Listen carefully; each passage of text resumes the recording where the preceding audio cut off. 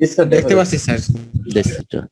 তা আমরা রেডিওগ্রাফির উপর একটা ক্লাস নেব, যদিও বা ক্লাস শুরু করলাম আমার একটা গেস্ট এসে বসে আসছে, কি করবেন আল্লাহ জানে। তা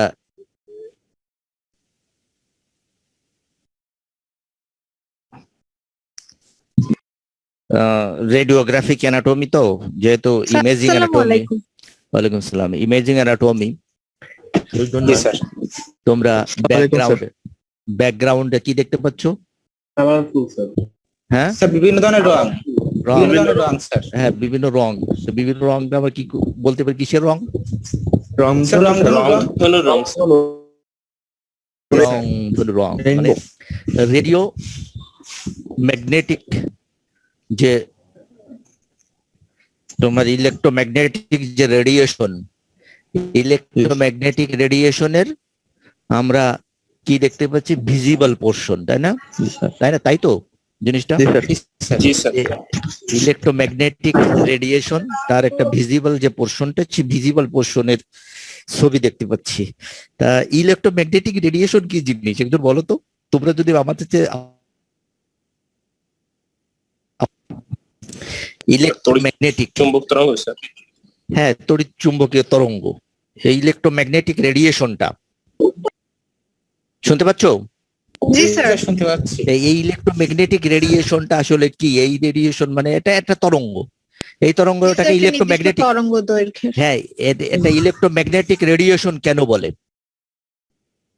স্যার ইলেকট্রনের স্যার উচ্চ স্তর থেকে নিম্ন স্তর কিংবা এক স্তর থেকে অন্য স্থানে যাওয়ার কারণে যে শক্তির নিঃসরণ কিংবা গ্রহণ হয়, সেটা কি স্যার তরঙ্গের মাধ্যমে বোঝানো হয় বলে?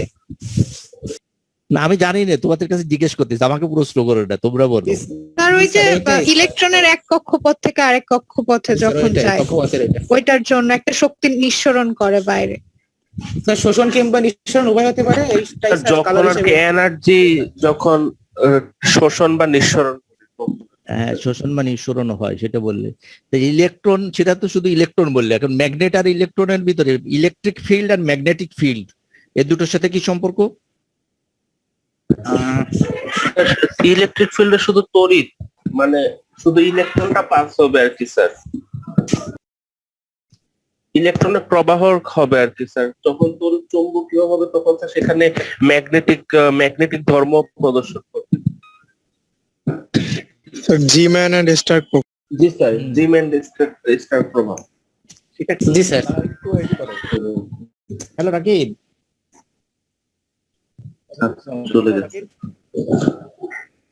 ফোনে কথা বলছি।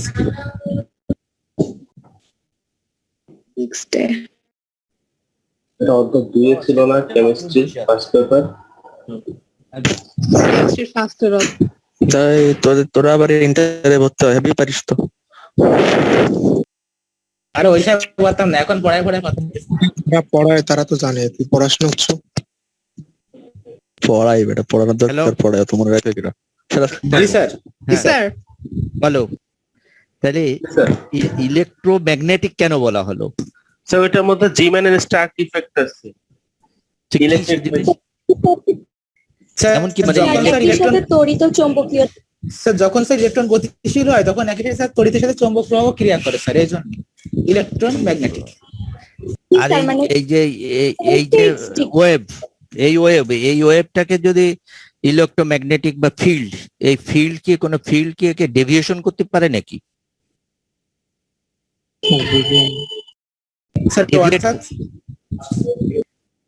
মানে একটা ধরো লিনিয়ার ওয়েতে যাচ্ছিল, তাই এটা ইলেকট্রিক ফিল্ডে বা একটা ম্যাগনেটিক ফিল্ডে যদি দেওয়া যায়, তাহলে ম্যাগনেটিক ফিল্ড যদি তৈরি করা যায়, তাহলে কি ডেভিয়েশন হবে কি হবে না? জি স্যার, হবে। ডিউ টু চার্জ চার্জের কারণে স্যার ওই যে একটা আকর্ষণ আমি যে কোন জায়গায় লেখা দেখলাম যে কোনো ডেভিয়েশন হবে না, ইলেকট্রিক ফিল্ড বা ম্যাগনেটিক ফিল্ড একে ডেভিয়েশন করতে পারবে না, তাই এক জায়গায় লেখা দেখলাম যে গুগলও দেখাইতে। অনেকে আছে, একটু একসেপ্ট করলে ভালো হতো। একসেপ্ট করছে। তো যাই হোক, আমাদের আজকের পড়া হচ্ছে মূলত imaging anatomy.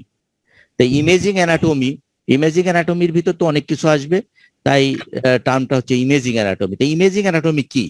Imaging anatomy deals with the study of human anatomy by using various imaging technique.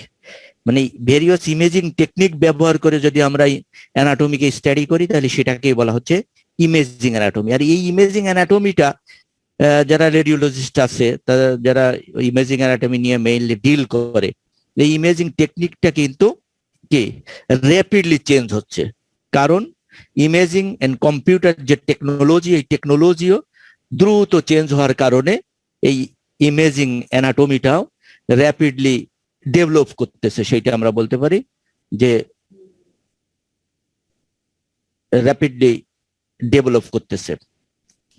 এই ইমেজিং অ্যানাটমি যেটা আমরা ব্যবহার করতেছি, ইমেজিং অ্যানাটমি যে ইমেজ তৈরি করার জন্য কি কি টেকনিক ব্যবহার করা হয়, সেই টেকনিকগুলো হচ্ছে যে ধরো অ্যাভেলেবল যে টেকনিক আছে, দুই ধরনের টেকনিক হইতে পারে। একটা হচ্ছে আয়োনাইজিং রেডিয়েশন, আর একটা হচ্ছে নন আয়োনাইজিং ইমেজিং টেকনিক। তাহলে একটা হচ্ছে আয়োনাইজিং টেকনিক, যেটা আয়োনাইজিং রেডিয়েশন দিয়ে করা হয়, আর একটা হচ্ছে নন আয়োনাইজিং টেকনিক। তা আয়োনাইজিং টেকনিকের ভিতর কি আছে? একটা হইতে পারে এক্স রে, আর একটা হচ্ছে রেডিও আইসোটোপ বা রেডিও নিউক্লিড স্ক্যানিং। শুনছো তোমরা? তাহলে একটা হচ্ছে আয়োনাইজিং রেডিয়েশনের মাধ্যমে ইমেজিং টেকনিক, আর একটা হচ্ছে নন আয়োনাইজিং। আয়োনাইজিং এর ভিতর হচ্ছে কি তোমরা জানো যে এক্স রে। এক্স রে আবার তো বিভিন্ন রকমের হইতে পারে, যেমন ধরো একটা সিম্পল এক্স রে, একটা হইতে পারে কম্পিউটেড টোমোগ্রাফি, মানে কম্পিউটেড টোমোগ্রাফি যেটা এক্স রে এর মাধ্যমে করা হয়। আর একটা হচ্ছে রেডিও আইসোটোপ বা রেডিও নিউক্লিড স্ক্যানিং, যেমন পজিট্রন এমিশন টোমোগ্রাফি, তারপরে ওই single photon emission computed tomography. এইগুলো হচ্ছে আয়োনাইজিং রেডিয়েশন, যেটার মাধ্যমে ইমেজ তৈরি করা যেতে পারে। আর একটা হচ্ছে নন আয়োনাইজিং। নন আয়োনাইজিং আবার এই দুই রকম ইউজ করা হয়, একটা হচ্ছে আল্ট্রাসাউন্ড, আর একটা হচ্ছে এমআরআই। বুঝছে? এইগুলো আল্ট্রাসাউন্ডটা আর এমআরআই এইগুলো হচ্ছে নন আয়োনাইজিং। তোমরা বুঝতেই পারছো যেগুলো আয়োনাইজিং টেকনিক, এই আয়োনাইজিং টেকনিক যেগুলো যেগুলো এক্স রে বা এই রেডিও আইসোটোপ, এই গুলো হচ্ছে আমাদের বডির জন্য একটু অ্যাডভার্স ইফেক্টটা বেশি। আর এই নন আয়োনাইজিং এর গুলাই যেমন বড় আল্ট্রাসাউন্ড, তারপরে এমআরআই, এগুলো কিন্তু অ্যাডভার্স ইফেক্টটা কম, নাই বললেই চলে। তা আয়োনাইজিং, এগুলোকে আয়োনাইজিং রেডিয়েশন কেন বলা হচ্ছে? আয়োনাইজিং রেডিয়েশন এখানে রে ব্যবহার করা হয়।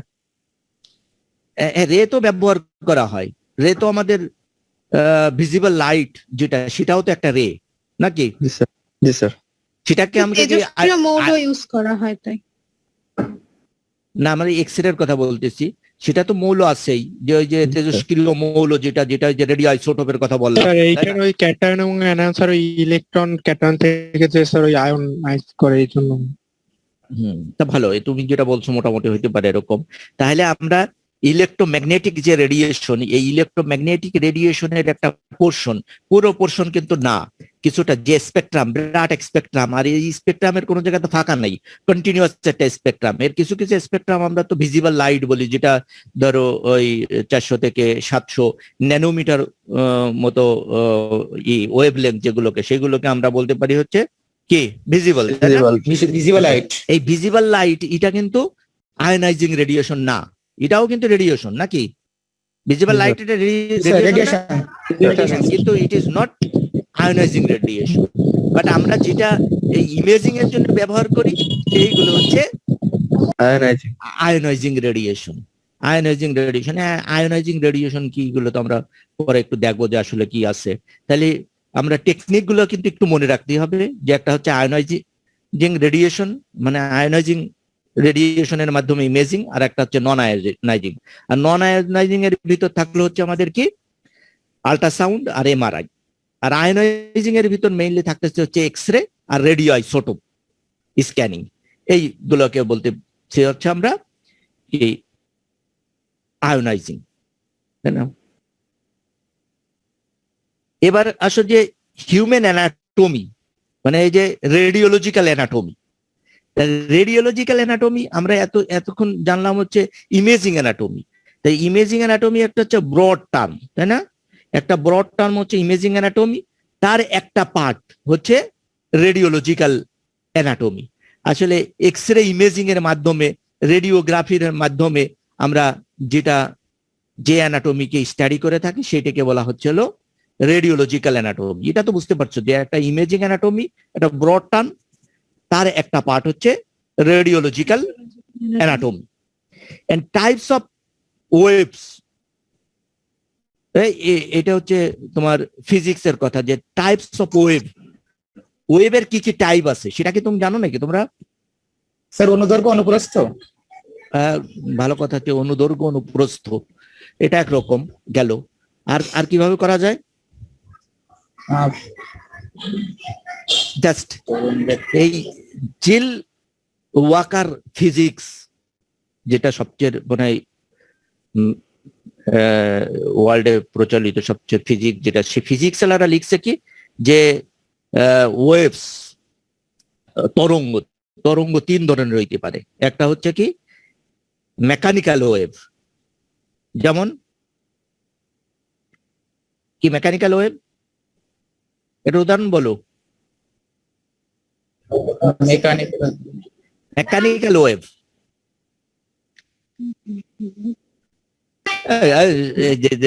সাউন্ড ওয়েভ, এর মেকানিক্যাল ওয়েভ, মেকানিক্যাল যান্ত্রিক তরঙ্গ। ইংলিশ শুনে তো অটো বুঝিনি স্যার। এটাকে কি বলে বাংলায়? স্যার যান্ত্রিক তরঙ্গ। যান্ত্রিক তরঙ্গ। তাহলে তো একেবারে ডাইরেক্ট ইংলিশ লিখে দিছে, তাই না? না ইংলিশিতে বাংলা লিখে দিছে একেবারে। তাহলে মেকানিক্যাল ওয়েভ, এর ওয়েভের একটা ক্যারেক্টারিস্টিক্স বলো তো। তোমরা সব জানো, এই জন্য জিজ্ঞেস করতেছি। স্যার এখানে স্যার সংকোচন ও প্রসারণ সৃষ্টি হয় তরঙ্গের। সংকোচন ও প্রসারণ, মিডিয়াম লাগে, ওয়েভ যাওয়ার জন্য মিডিয়াম লাগে। হ্যাঁ গুড, এটা আরো ভালো হলো যে মিডিয়াম লাগবে। মেকানিক্যাল ওয়েভের জন্য অবশ্যই একটা মিডিয়াম লাগবে। যদি তুমি ক্যারেক্টারিস্টিক্স বলতে চাও, যদি তোমাকে জিজ্ঞেস করে, তাহলে এটাই প্রথম বলতে হবে যে মেকানিক্যাল ওয়েভের জন্য একটা মিডিয়াম অবশ্যই প্রয়োজন, তাই না? ম্যাটেরিয়াল মিডিয়াম, যেটা বস্তু জাগতিক একটা মিডিয়াম প্রয়োজন হবে, একটা মাধ্যম প্রয়োজন হবে। যেমন তোমরা বলছিলে যে কি সাউন্ড ওয়েভ, এর মাধ্যমটা তো তোমরা নিশ্চয়ই জানো, এটা তো বলার কিছু নাই, তাই না? হ্যাঁ, যেমন পানির তরঙ্গ যদি হয় সেটা পানির উপর বাতাস তো গেল। এছাড়া সেকেন্ড আসতে হচ্ছে ইলেকট্রোম্যাগনেটিক ওয়েভ। তাহলে প্রথম হচ্ছে মেকানিক্যাল ওয়েভ। টোটাল এই জগতে যত ওয়েভ আছে তাকে তিন ভাগে ভাগ করা যায়। একটা তো মেকানিক্যাল ওয়েভ, একটা হচ্ছে ইলেকট্রোম্যাগনেটিক ওয়েভ, আর একটা হচ্ছে ম্যাটার ওয়েভ। ম্যাটার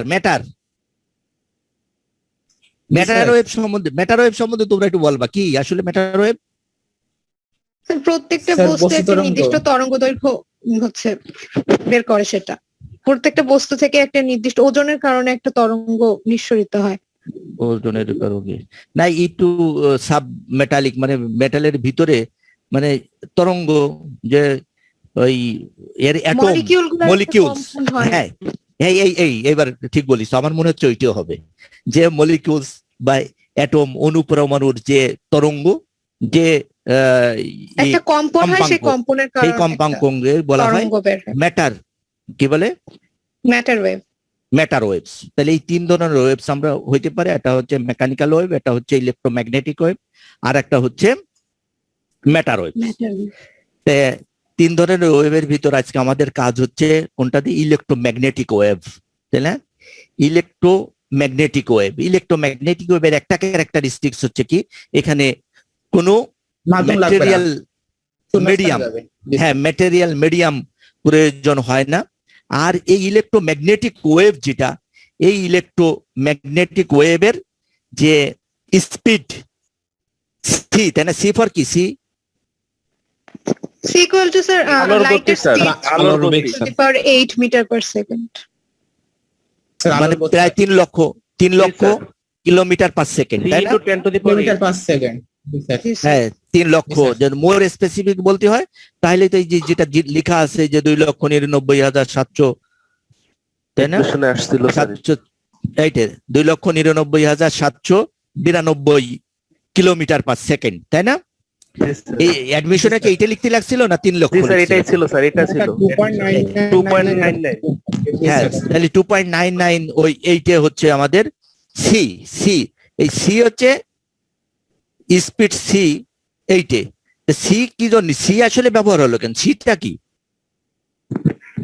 আলোর আর বেগ না সি ফর সিটা কি? শূন্যস্থানের বেগ। আলোর বেগ। শূন্যস্থানের আমি বলতেছি যে এ ফর আমান, বোঝায়। Yes, sir. A for anatomy, সিতে কি? স্যার ভ্যাকিউম থেকে কি স্যার ভ্যাকিউমের মাঝখানে শব্দ সিটা নিয়ে দিল, আন্দাজে বললাম স্যার। আমি জানি না, আমার মনে হয় সি ফর কনস্ট্যান্ট, কে C C for constant. C C C শব্দটা আসছে, সি লেটারটা আসছে কনস্ট্যান্ট থেকে। যে ইলেকট্রোম্যাগনেটিক যে ওয়েভ, এই ইলেকট্রোম্যাগনেটিক ওয়েভের যে স্পিডটা একটা কনস্ট্যান্ট স্পিড, বুঝছো? সেটা এই সেলেরিটাস। হুম সেলেরিটাস একটা ফ্রেঞ্চ ওয়ার্ড স্যার, এটার মানে হচ্ছে খুব তাড়াতাড়ি, সুইফটনেস বোঝাচ্ছে। এখন ইলেকট্রোম্যাগনেটিক যে স্পেকট্রাম আছে, এই স্পেকট্রামের ভিতরে কোনো গ্যাপ নাই, বুঝছো? ফ্রিকুয়েন্সি যাই হোক না কেন, তাই না, এই ওয়েভ লেংথের সঙ্গে মিল রেখে এর একটা স্পিডটা কনস্ট্যান্ট স্পিডে থাকবে। কথা বুঝছো? জি স্যার।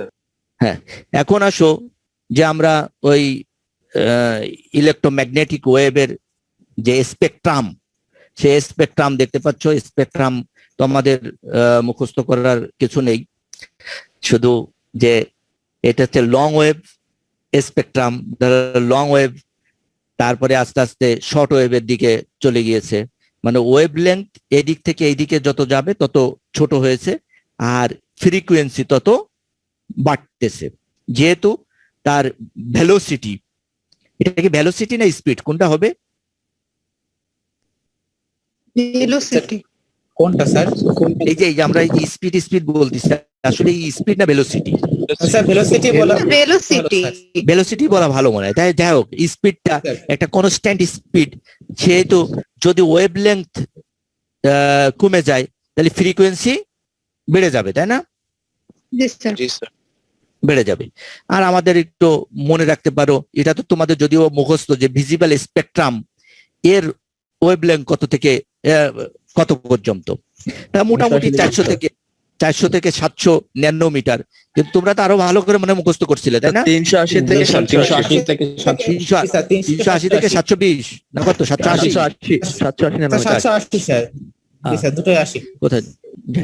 380 থেকে 780, এই থেকে আমরা বলতেছি হচ্ছে কি ভিজিবল লাইট। কেন ভিজিবল লাইট বলতেছি? দৃশ্যমান স্যার, এই যে দৃশ্যমান আলো। দৃশ্যমান কেন? এর বাইরে চোখে প্রতিফলিত হয়, প্রতিফলিত হয়ে এলে ওই কথাটা বলতে হবে। ওই যে চোখে স্টিমুলেট করতে পারে, চোখের রেটিনাকে এই এই ওয়েভ লেংথের ওয়েভটা স্টিমুলেট করতে পারে, আর সেই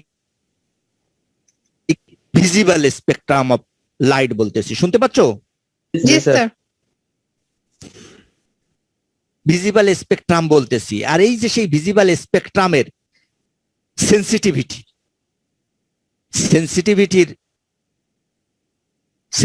তাহলে সেন্সিটিভিটি সবচেয়ে বেশি কিসে দেখতেছি আমরা? কি কোন লাইটে? লালে না সবুজে? সবুজ স্যার। সবচেয়ে উপরে সবুজ না? জি স্যার। জি স্যার। তাহলে সবুজ লাইটের প্রতি আমাদের রেটিনা সবচেয়ে সেন্সিটিভ। মানে ভিজিবল যে স্পেকট্রাম সেটা তো আছেই, সেই স্পেকট্রাম এরা তো তোমাদের বইতে এরকম স্পেসিফিক লিখে, এটা তো ভালো একটা ফিজিক্স থেকে, সবচেয়ে ভালো ফিজিক্স থেকে নিলাম। তো ওরা তো 400 থেকে 700 লিখলো কেন? এইগুলো স্যার ইন্টারে পড়ছি স্যার, ওটা ফিজিক্সে এক একরকম বই ছিল, তো স্যার কেমিস্ট্রিতে একরকম স্যার। একরকম, বায়োলজিতে একরকম স্যার, এগুলো ঠিক ছিল না, না এটা স্যার আমাদের। বায়োলজি না, এটা ফিজিক্সের বই, তো ফিজিক্স থেকেই নিলাম। স্যার এনারা স্যার তো বাইরের দেশের, আমাদের তো লেখা শাহজাহান তপন স্যারের বই, বাংলাদেশি বই তো স্যার। ওনারা তো বিদেশি রাইটারদের বই দিয়ে জি স্যার। হ্যাঁ, ওরা তো স্যার, বিদেশি হ্যাঁ স্যার, রাইটারের আমি থেকেই বলছি স্যার আমাদের যে 3টা বই স্যার, ফিজিক্স কেমিস্ট্রি, এগুলো তো আলাদা আলাদা ছিল, মানে মান একই ছিল না, মানে স্যারের রাইটাররা নিজেদের মতো দিয়ে দিচ্ছিল। তিনটে বইতে জি, স্যার। 3 রকম, তাই না? 3 রকম জি মান স্যার, জি স্যার, এরকম ছিল। স্যার যা যে পছন্দের সংখ্যা দিয়ে দেয় স্যার, তার পছন্দের সংখ্যা যা। তাইলে দেখো যে না, অনেকেই সহজ করার জন্য হয়তো বা এই বই তো 400 থেকে 700 সহজ করার জন্য লিখছে। সেরকম যেমন আমরা বিশ্রাম সিং পড়তেছি, বিশ্রাম সিং অনেক কিছুই মানে একটু মডিফাইড করে সহজ করে লিখছে যাতে একটু মনে রাখা যায়। তো সেরকম হইতে পারে। এখন আসো যে এই যে লেখা আছে the portion of the electromagnetic spectrum. Spectrum তো আমরা দেখলাম অনেক বড়, যে অনেক বড় মানে কি, যে wave length kilometre, 1 kilometre wave length, আবার দেখা যাচ্ছে ওয়েভ লেন্থ 1 ন্যানোমিটার, এরকম আছে, তাই না? তা যেমন জি, স্যার। কসমিক রে যেগুলোকে বলা হচ্ছে, সেইগুলোর ওয়েভ লেন্থ তো সবচাইতে কম। ছোট। কম, সবচেয়ে কম। তার দেখো জি। এই এই তাহলে the portion of the electromagnetic spectrum to which the eye sensitive is called visible light. তাহলে মানে আই মানে আমাদের রেটিনা, যার প্রতি সেন্সিটিভ, সেটাকে আমরা বলতেছি হচ্ছে ভিজিবল। হ্যাঁ, ভিজিবল লাইট। এখন আমাদের ভিজিবল লাইট নিয়ে কাজ না, আমাদের কাজটা হচ্ছে মূলত এক্স রে নিয়ে, তাই না? এক্স রে জি স্যার। মানে ইলেকট্রোম্যাগনেটিক যে ওয়েভ, সে ওয়েবে যে স্পেকট্রাম, এই স্পেকট্রামের এক্স রেটা কোথায় আসছে, এক্স রেটা কোথায় আছে তা তো তোমরা জানো। তাহলে প্রথম দিকে আমরা ওইদিকে বললাম যে এই যে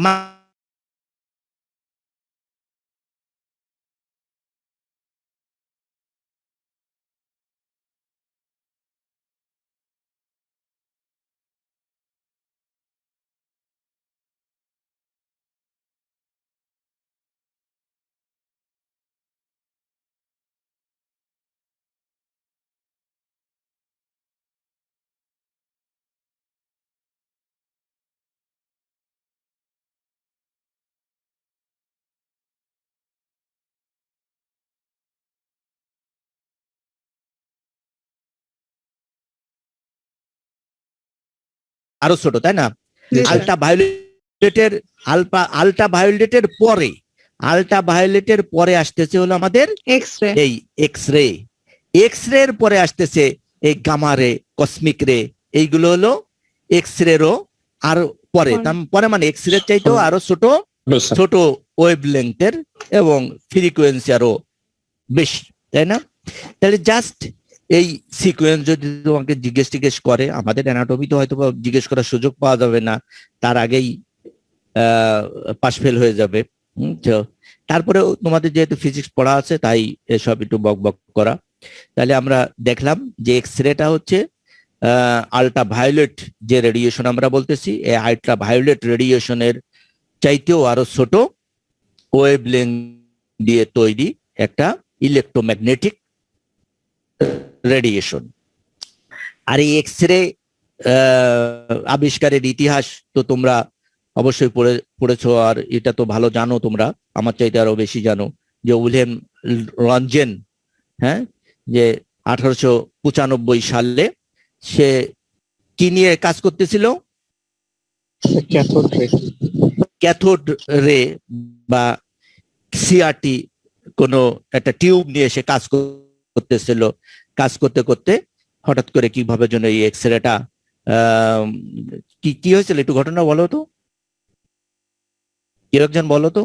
স্যার ওনার বউয়ের হাতে একটা রিং ছিল আঙ্গুলে, সেই মানে রিংয়ের একটা ওই ওনার বউয়ের একটা ছবি চলে চলে এসেছিল, আর আসছিল, ওনার তাই না? বউয়ের হাতের যে হচ্ছে বোনস গুলো ওখানে স্পষ্ট হয়ে গেছে।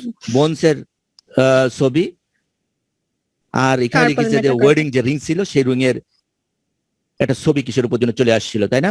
তখন সে আবিষ্কার স্যার। করে ফেললো যে হয়তোবা নতুন কোনো একটা রেডিয়েশন আমরা পেয়েছি, যে রেডিয়েশন এই কাজটা করছে। আর সেই রেডিয়েশনের যেহেতু নাম ছিল না, তাই XYZ এক্স নাম করে দিয়েছিল এক্স রে, তাই না? জি তাহলে স্যার। এক্স রে যে বেসিক মেকানিজম, যে basic mechanism of X ray, তাহলে এ সম্বন্ধে কি তোমাদের ধারণা আছে নাকি? তোমাদের তো এক্স রে সম্বন্ধে পড়ানোর কথা, তাই না? ইন্টারমিডিয়েটে এক্স রে পড়ছো না? জি স্যার। হালকা পাতলা হালকা পাতলা ভালোই পড়ার কথা, কিন্তু তোমাদের এক্স-রে এক্স-রে স্যার এই স্যার একটা ছবি ছিল। বৈশিষ্ট্যটাই স্যার মেইন ছিল স্যার। একটা আর কি math ছিল, স্যার। বৈশিষ্ট্য কি বলো তো? স্যার আলুর বেগে চলে, এক্সরেটাও আলুর বেগে চলে। এক্স-রে তো আলোর বেগে চলে, সেটা তো আমরা বললাম যে ইলেকট্রোম্যাগনেটিক রেডিয়েশন। ইলেকট্রোম্যাগনেটিক রেডিয়েশন মানেই হচ্ছে কি? আলোর বেগে ইলেকট্রোম্যাগনেটিক রেডিয়েশন সবাই আলোর বেগে চলে, এক্স-রেও আলোর বেগে চলে। আমরা যে ওয়্যারলেস ফিডেলিটি নাকি একটা বলি আমরা, ওয়াইফাই, তাই না? জি স্যার। ওয়্যারলেস ফিডেলিটি, ব্লুটুথ, যাই বলি না কেন সবগুলোই হচ্ছে বেগ, আলোর বেগ। শুধু কি পার্থক্য কি? পার্থক্য হচ্ছে ওয়েভলেংথ আর ফ্রিকোয়েন্সি। ওয়েভলেংথ ছোট হলে ফ্রিকোয়েন্সি বেশি হবে। যেহেতু বেগ হচ্ছে একটা কনস্ট্যান্ট।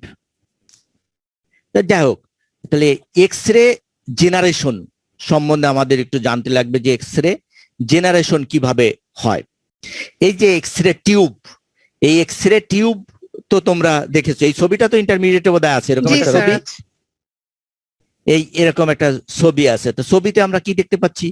দেখতে পাচ্ছি যে একটা ক্যাথোড আর একটা অ্যানোড আছে, তাই না? ক্যাথোডে একটা ট্যাংস্টেন ফিলামেন্ট, ক্যাথোডে আছে একটা ট্যাংস্টেন, তাই না? একটা ট্যাংস্টেন ফিলামেন্ট। এই ট্যাংস্টেন ফিলামেন্ট থেকে তাহলে একটা ক্যাথোড রে তৈরি হবে। ট্যাংস্টেন ফিলামেন্ট থেকে একটা ক্যাথোড রে তৈরি হবে। ক্যাথোড রেটা কি জিনিস? Electron. Cathode ray is the nothing but electron, তাই না? তাহলে ইলেকট্রন তৈরি হবে। এই ইলেকট্রন যদি একটা নির্দিষ্ট টার্গেটে যে আবার যদি ইলেকট্রন একটা নির্দিষ্ট টার্গেটে যে তোমার করে ইন্টারঅ্যাকশন করে, তাই না? তাহলে নতুন হিট করে আবার ফিরে হিট করে বা ইন্টারঅ্যাকশন করে, তাহলে নতুন আর একটা কি তৈরি হবে? রে বের হবে। রে বের হয়ে আসবে। যে রেটাকেই বলতেছি আমরা হচ্ছে এক্স রে।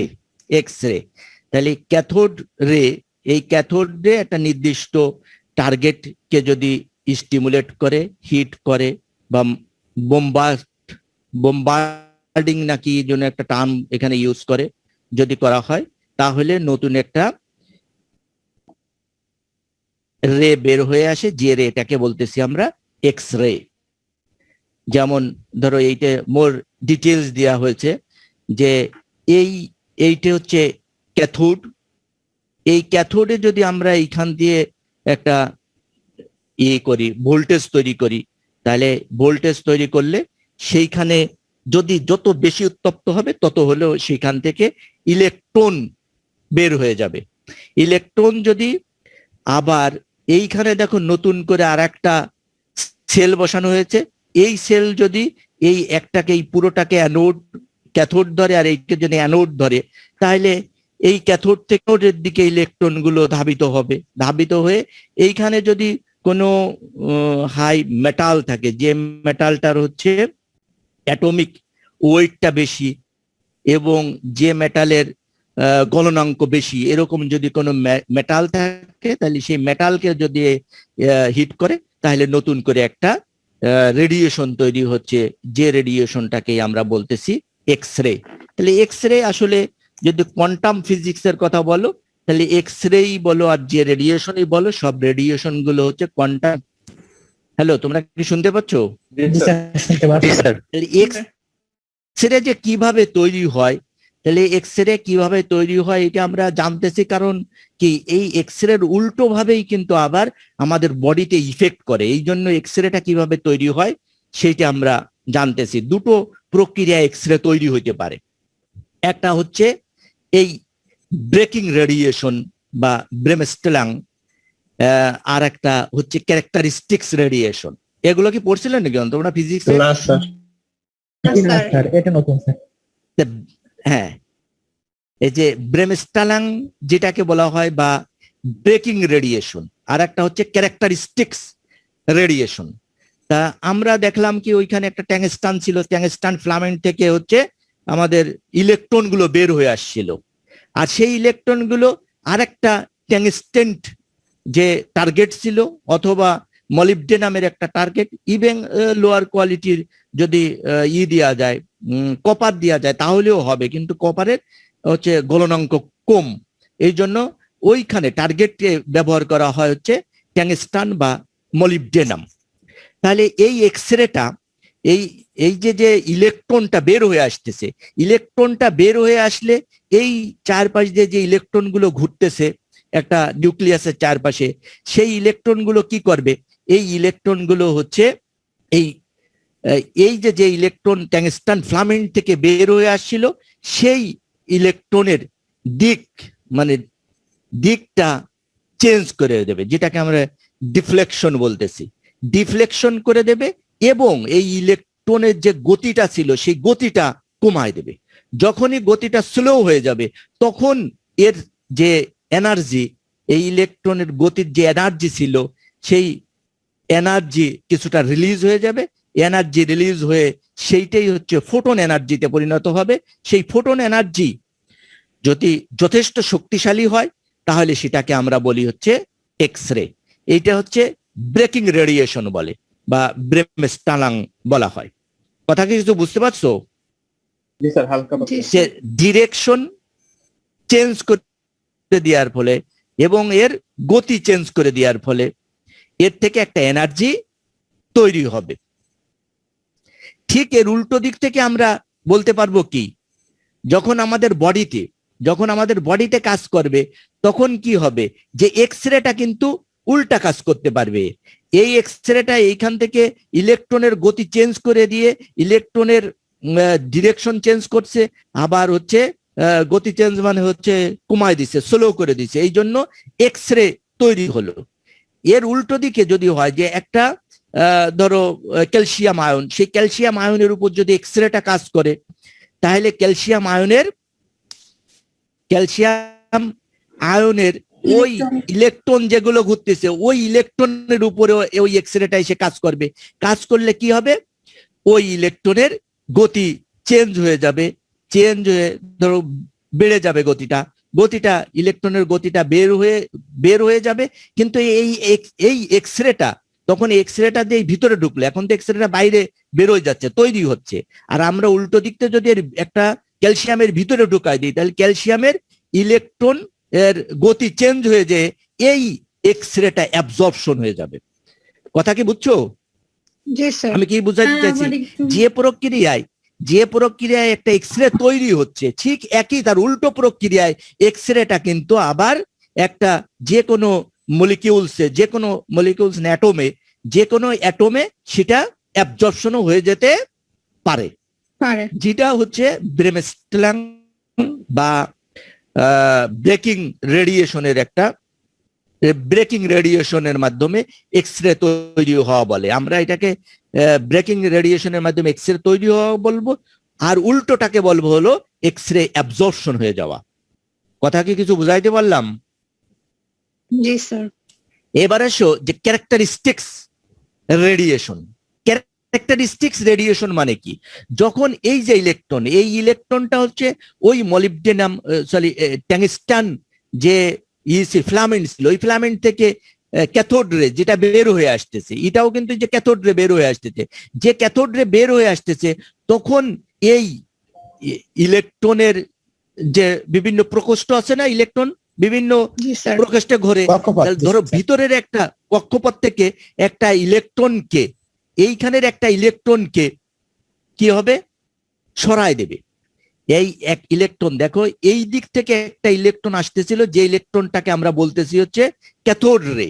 এই ক্যাথোড রে যখন এই দিক থেকে এই দিকে যাচ্ছিল তখন এই যে প্রথম কক্ষপথের একটা ইলেকট্রনকে সে ধাক্কা দিয়ে বের করে দিচ্ছে। ইলেকট্রনকে ধাক্কা দিয়ে যদি বের করে দেয় তাহলে কি হবে, আয়নাইজেশন হবে না? জি স্যার। এই জন্য আমি অন্য লাইনে, এখন যদি এক্স রে তৈরির লাইনে নেই, যেহেতু এই এক্স রের ক্ষমতা আছে ইলেকট্রনকে তার কক্ষপথ থেকে বের করে দেয়ার, এই জন্য এই এক্স রেটাকে বলা হয় আয়োনাইজিং রেডিয়েশন। ওই যে তোমাদের প্রথমে জিজ্ঞেস করেছিলাম যে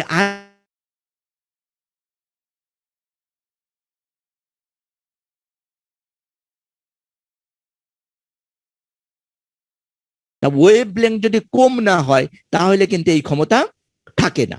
ঠিক একই রকম এখন এইখানে ক্যারেক্টারিস্টিক রেডিয়েশনে ফিরে আসি আমরা, যে এই ভিতরের একটা কক্ষপথ থেকে ধাক্কা দিয়ে যদি একটা ইলেকট্রনকে বের করে দেয়, তখন বাইরের একটা কক্ষপথ থেকে একটা ইলেকট্রন তখন ভিতরের কক্ষপথে ঢুকে পড়বে। আর এই বাইরের কক্ষপথের ইলেকট্রনের এইটে হচ্ছে ক্ষমতা বেশি। এ যখন ভিতরের একটা ইলেকট্রন কক্ষপথে চলে আসে তখন কিছু এনার্জি রিলিজ করবে, যেই এনার্জিটাকে আমরা ফোটন এনার্জি হিসাবে পাবো। এগেইন সেই এনার্জিটা আমাদের কি করতেছে, এক্স রে তৈরি করতেছে। যেহেতু এটা হচ্ছে এইখানে এই যে আমরা টার্গেটে, মানে যেখানে আমরা ট্যাংস্টেন, মলিবডেনাম অথবা কপার ইউজ করতেছি, সেই টার্গেটে কি ধরনের অ্যাটম ইউজ করতেছি সেই অ্যাটমের উপর নির্ভর করে। এই জন্য এটাকে ক্যারেক্টারিস্টিক্স রেডিয়েশন বলে। কথা কি বুঝছো? জি স্যার। তাহলে দুই উপায়, একটা ব্রেমস্টালাং বা ব্রেকিং রেডিয়েশন, এইভাবে এক্স রে ফোটন তৈরি হইতে পারে। আর একটা হচ্ছে ক্যারেক্টারিস্টিক্স রেডিয়েশন, যেটার মাধ্যমে কি হইতে পারে, ইলেকট্রনকে সরাই দিতে পারে, ইলেকট্রনকে সরাই দিয়ে হাই এনার্জি যে তোমার কক্ষপথ আছে সেখান থেকে যখন লো এনার্জি কক্ষপথে ইলেকট্রন চলে আসে তখন কিছুটা এনার্জি রিলিজ হয়। এই এনার্জি ফোটন এনার্জি হিসাবে রিলিজ হবে। আর এই ফোটন এনার্জি তখন যদি এডিকুয়েট থাকে তাহলে সেটা এক্স রে তৈরি করবে। এক্স রে তৈরি করে এক্স রে নিচের কোনো রেডিয়েশনও তৈরি করতে পারে, অথবা এক্স রে চাইতে আরো শক্তিশালী রেডিয়েশনও তৈরি করতে পারে। তার মানে ওই গামা রে, ওই কসমিক রে, এগুলো তৈরি করতে পারে। সেটা হচ্ছে ওই characteristics of the target molecules, target atom, তার উপর নির্ভর করবে। এইটা দিয়ে আমরা অন্য একটা জিনিস ব্যাখ্যা করতে পারবো, উল্টাটা মানে কি, আমরা দেখতেছি যে এক্স রে এইখানে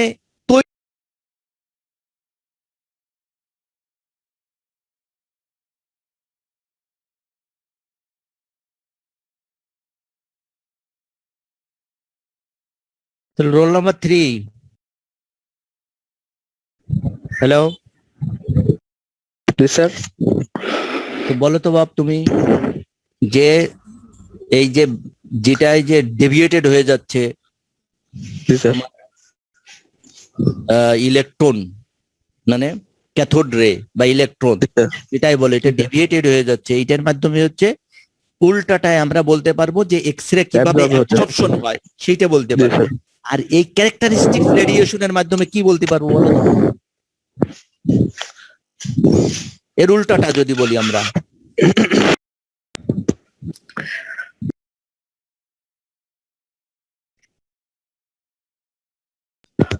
হ্যালো, এর উল্টাটা যদি বলতে পারি, তা বলতে চাই, তাহলে কি বলতে পারবো বলো তো? উল্টা দিকটা, এর উল্টা দিকটা যদি আমরা বলতে পারবো যে এক্স রে তো কখন দেখো এইখানে এক্স রে এই একটা ইলেকট্রনে আঘাত লেগে সে স্ক্যাটারিং হয়ে যাইতে পারে। মানে এক্স রেটা, কথা বুঝছো, এখানে যেরকম এই এক্স রেটা তৈরি হচ্ছে, ঠিক এর উল্টা দিক যদি আমরা বিবেচনা করি তাহলে এক্স রেটা কিন্তু ওই ইলেকট্রনে আঘাত লেগে ইলেকট্রনের সঙ্গে হিট লাগলার পরে সে চারদিকে এদিক ওদিক ছড়ায় সেটা যাইতে পারে, মানে স্ক্যাটারিং হইতে পারবে। তাই এই দুটো মেকানিজম, তাহলে আমরা জানলাম যে এক্স রেটা কিভাবে তৈরি হয়। এটা জেনে রাখা একটু ভালো, যারা রেডিওলজি পড়বে তাদের হয়তো বা এটা প্রয়োজন হবে। আর এরপরে এই যে X ray generator, X ray যে জেনারেটর আমরা দেখলাম, যে এক্স রে জেনারেটর, এই যে এখানে দেখো যে এক্স রে জেনারেটর দিয়ে এই এক্স রে টিউব যেটা আছে, তাই না, ভ্যাকুয়াম টিউব, এই ভ্যাকুয়াম টিউব থেকে এক্স রেটা তৈরি হলো।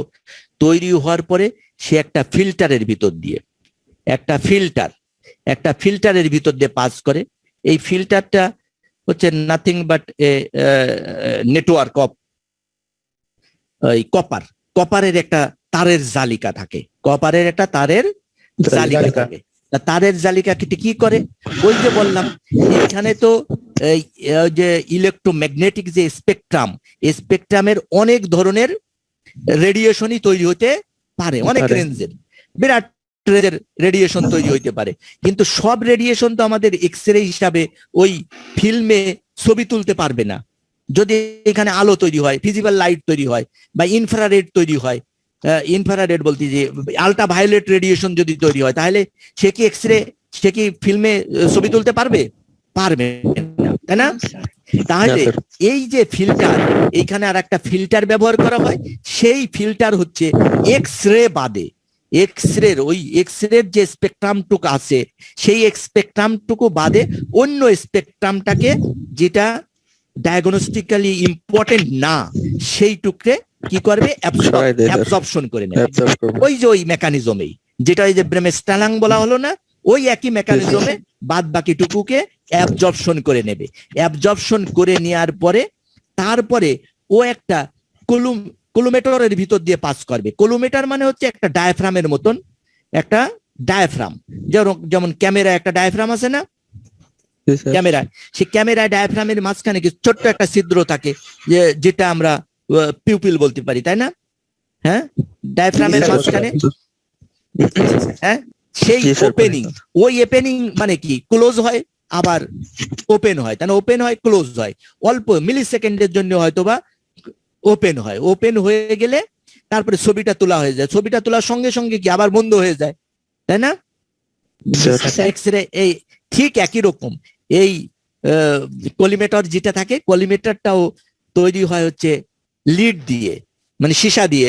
তাহলে লিড দিয়ে তৈরি করা হয় একটা ওপেনিং। এই ওপেনিংটা হচ্ছে কিছু সময়ের জন্য ওপেন হয়, ওপেন হয়ে এক্স রেটা যে কাজ করবে, মানে যেখান যে বডির যে পার্ট দিয়ে কাভার্স করার কথা, এক্স রে করার, এই ছবি তোলার কথা, সেইটা করে নিয়েই সঙ্গে সঙ্গে আবার বন্ধ হয়ে যাবে।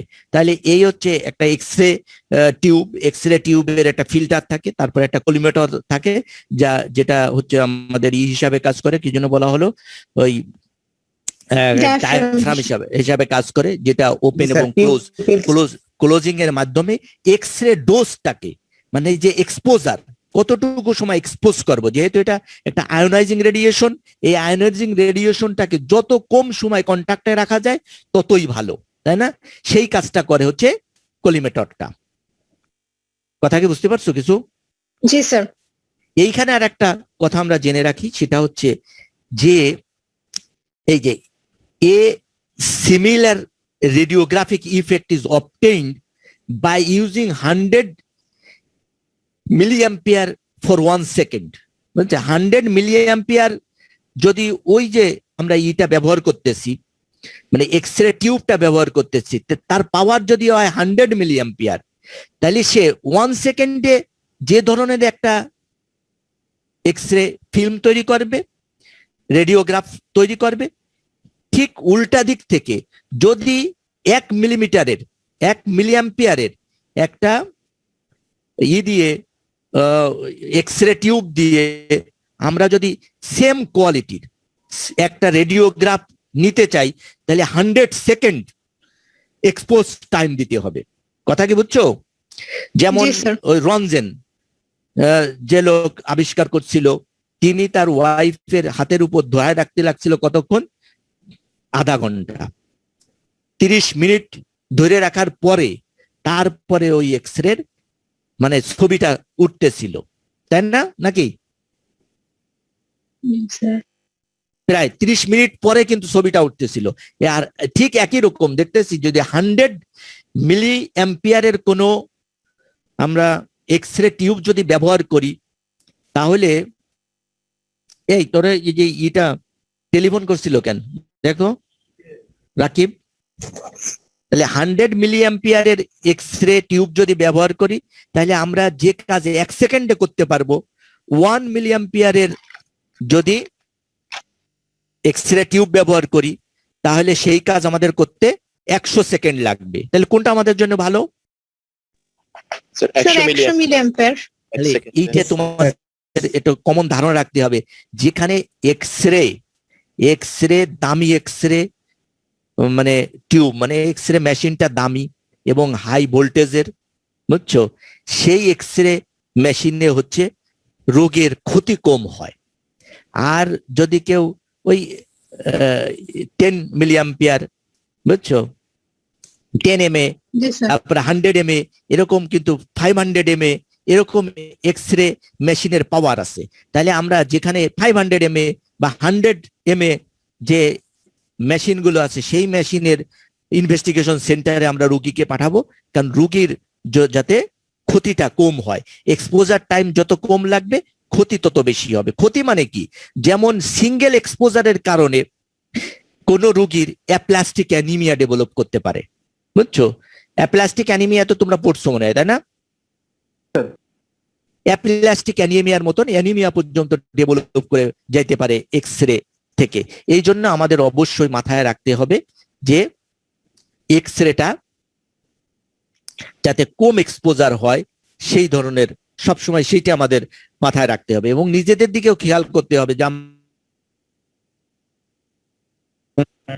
হসপিটালে যাবে আর এক্স রে রুমের আশেপাশ দিয়ে ইচ্ছা মতন ঘুরে বেড়ালাম, রুগী একটা নিয়ে চলে গেলাম, দেখা যায় এক্স রে যে করতেছে সে হলো একটা লিড পরে নেয়, জ্যাকেট, বুঝছে, লিড জ্যাকেট পরা থাকে তার গায়ে, কিন্তু তুমি তো বুঝতে পারবে না, তুমি তো যে দাঁড়ায় পড়বা, যে আত্মীয়কে নিয়ে যে দাঁড়ায় পড়বা, তোমার গায়ে তো লিড এক্স রে এই লিড জ্যাকেট থাকবে না, বুঝছো। তাহলে তোমাকে কিন্তু এক্স রে অ্যাপ্ট করবে, এগুলো তোমাকে ধারণা রাখতে হবে, বুঝছো। এক্স রে কিভাবে ইমেজ তৈরি করে, তাহলে এক্স রে ইমেজটা কিভাবে তৈরি করবে, তাহলে আমরা দেখলাম কি যে এক্স রে হচ্ছে আমাদের বডির সঙ্গে একটা ইন্টারাকশন করবে, ইন্টারাকশন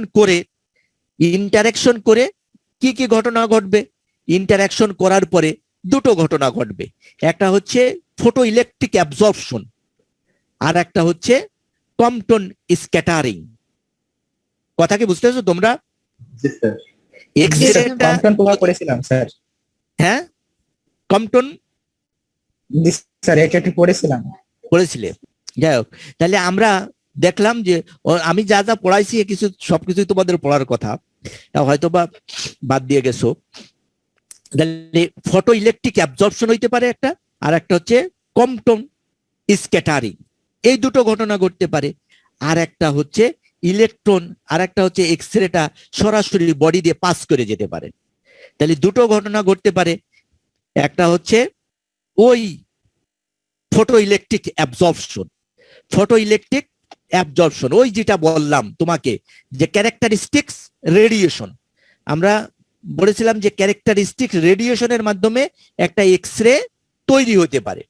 উল্টো দিক থেকে এই যে কার্বন অ্যাটম, এই কার্বন অ্যাটমকে যদি এক্স রে এসে হিট করে তাহলে এই কার্বন অ্যাটমের একটা ইলেকট্রন বের হয়ে চলে যাবে, বুঝছো।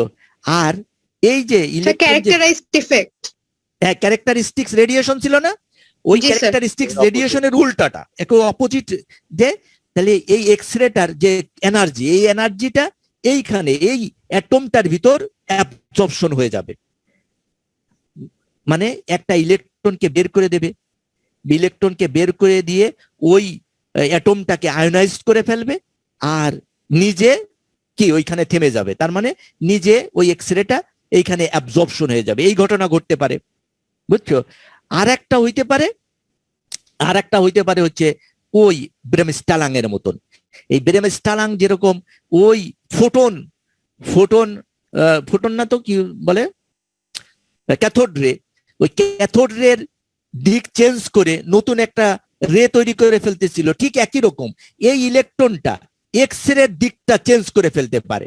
এক্স রে যদি ইলেকট্রনের সঙ্গে হিট লাগে, সরাসরি হিট লাগলে একেবারে দিক মানে কি একেবারে কি তোমার যেদিকে যাবে ঠিক সেই দিক থেকে আবার ফিরে আসতে পারে, এরকমও হইতে পারে, অথবা ডেভিয়েশন হয়ে অন্য দিকে চলে যেতে পারে এবং সেটা স্লো হয়ে যায়, এক্সরেটার গতিটাও স্লো হয়ে যায় এবং এক্সরেটা অন্যদিকে চলে যায়, যেটাকে আমরা বলতেছি হচ্ছে Compton scattering.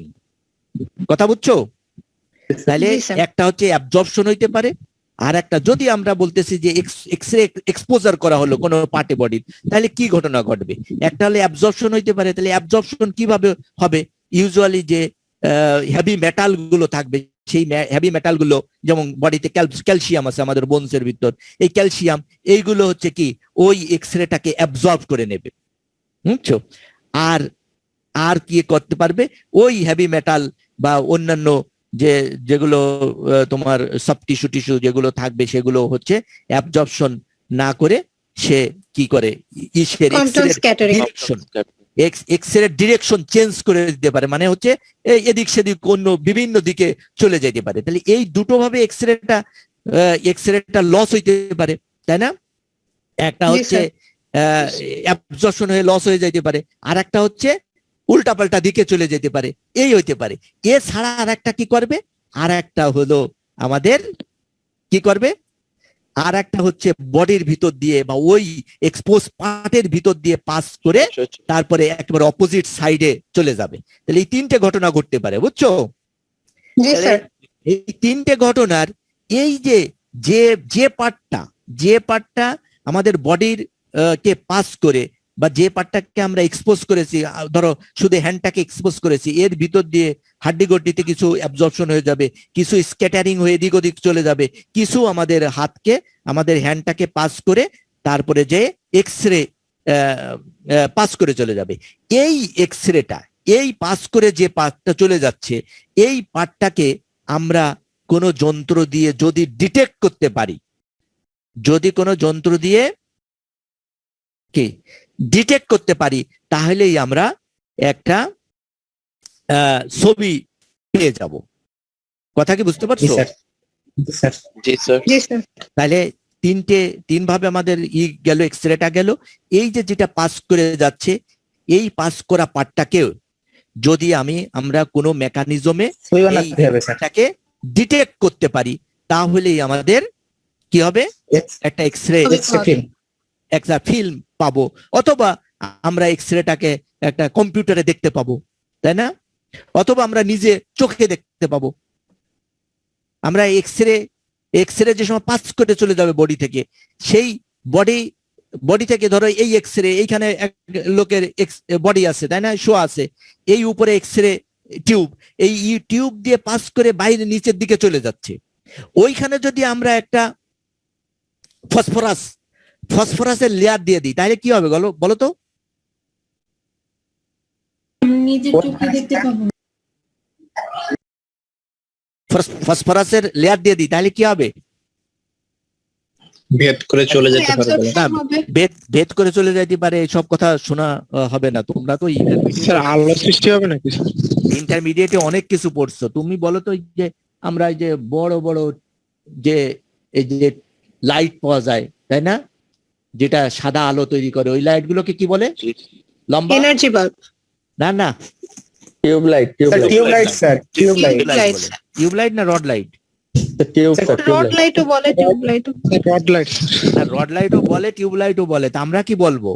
Tubelight sir tube বলবো স্যার। আমরা টিউব বলবো স্যার। ডেফিনেটলি টিউব বলবো, কারণ ওর ভিতরে তো ফাঁকা জায়গা আছে। রড মানে হচ্ছে জি, স্যার। নিরেট, জি স্যার। তাই না?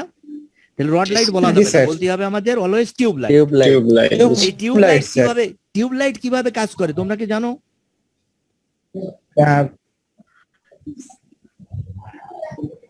স্যার না। টিউবলাইট ভাঙার পরে টিউবলাইট দেখছো যে ওর ভিতরে স্যার, সাদা সাদা গুঁড়ো। টিউবলাইটের গায়ে সাদা সাদা গুঁড়ো বা সাদা দেখছি। সাদা কিছু একটা লাগানো থাকে, জি তাই না? স্যার। জি স্যার। স্যার। এই সাদা সাদা কিছু একটা লাগানো থাকে, এইটাই হচ্ছে ফসফর, বুঝছো? এই ফসফরের কি কাজ? এর ভিতরে ওইরকম একটা ইলেকট্রোম্যাগনেটিক রেডিয়েশন তৈরি হয়, যে রেডিয়েশনটা কিন্তু ভিজিবল না। ওই টিউবের ভিতরের কথা বলতেছি, ভিতরে একটা ইলেকট্রোম্যাগনেটিক রেডিয়েশন তৈরি হয়, যে রেডিয়েশনটা কিন্তু ভিজিবল না। যখন এই সাদা লেয়ারটাই হচ্ছে ফসফরের লেয়ার, এই ফসফরের লেয়ার দিয়ে পাস করতে যায়, তখন ওর ফ্রিকোয়েন্সি চেঞ্জ হয়ে যায়। ফ্রিকোয়েন্সি মানে ওয়েভলেংথ চেঞ্জ হয়ে যায়, চেঞ্জ হয়ে যে ওই 400 থেকে 700 ভিতর চলে আসে। আলোর ভিতরে আসে, জি স্যার, দৃশ্যমানের ভিতরে আসে। কথা বুঝছো? জি স্যার, জি স্যার। ইলেকট্রোম্যাগনেটিক স্যার, আপনার সাউন্ড একটু কমে গেছে স্যার, একটু সাউন্ড একটু hello. চেক করবেন। শোনা যাচ্ছে এবার? জি স্যার, জি স্যার। ইলেকট্রোম্যাগনেটিক যে রেডিয়েশন আগেও ছিল, এখনো ছিল, কিন্তু এখন কি হয়েছে, এখন ওয়েভলেংথ চেঞ্জ হয়ে গেছে।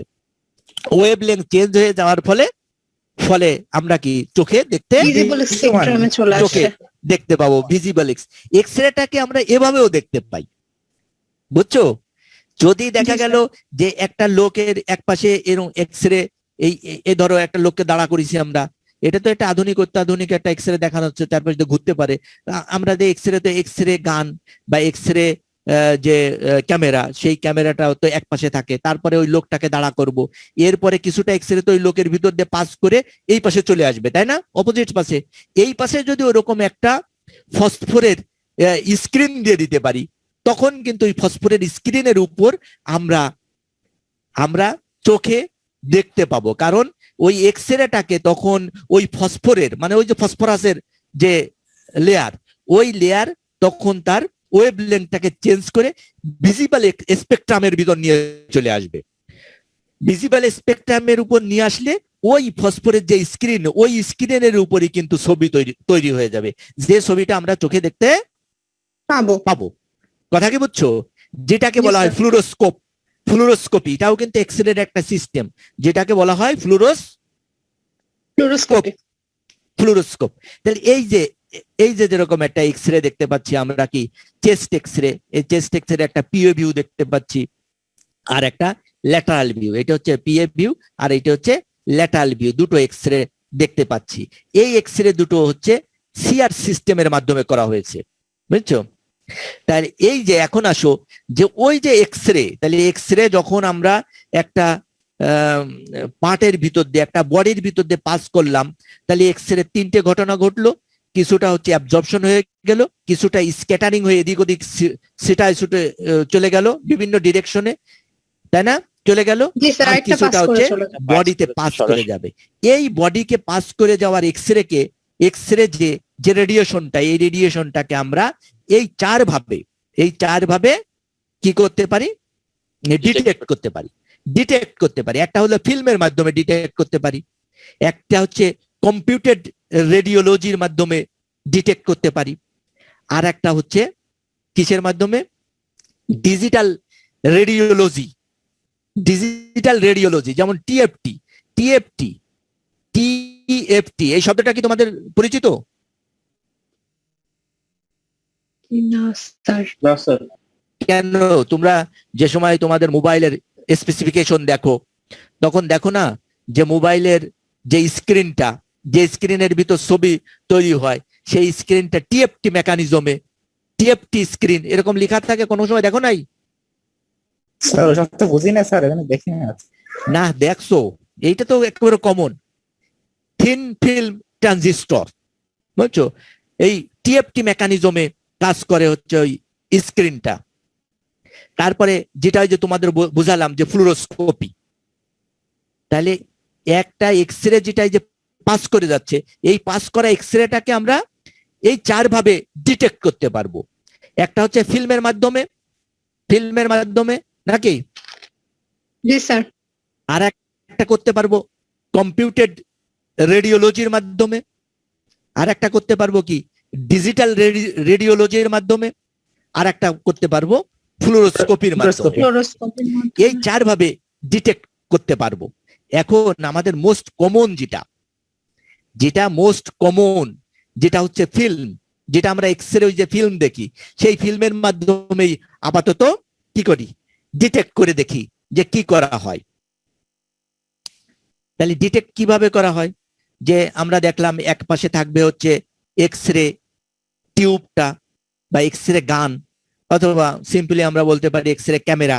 ধরে একটা লোককে দাঁড় করা হলো, তার পিছন দিকে পিঠের দিকে এক্সরে ক্যামেরাটা দেওয়া হলো, তারপরে লোকটা থাকলো, এরপরে তার বুকের দিকে মানে বুকের সামনের দিকে তাকে একটা এক্স রে ক্যাসেট দেওয়া হলো, আর ক্যাসেটের ভিতর থাকবে হচ্ছে একটা ফিল্ম, তাই না?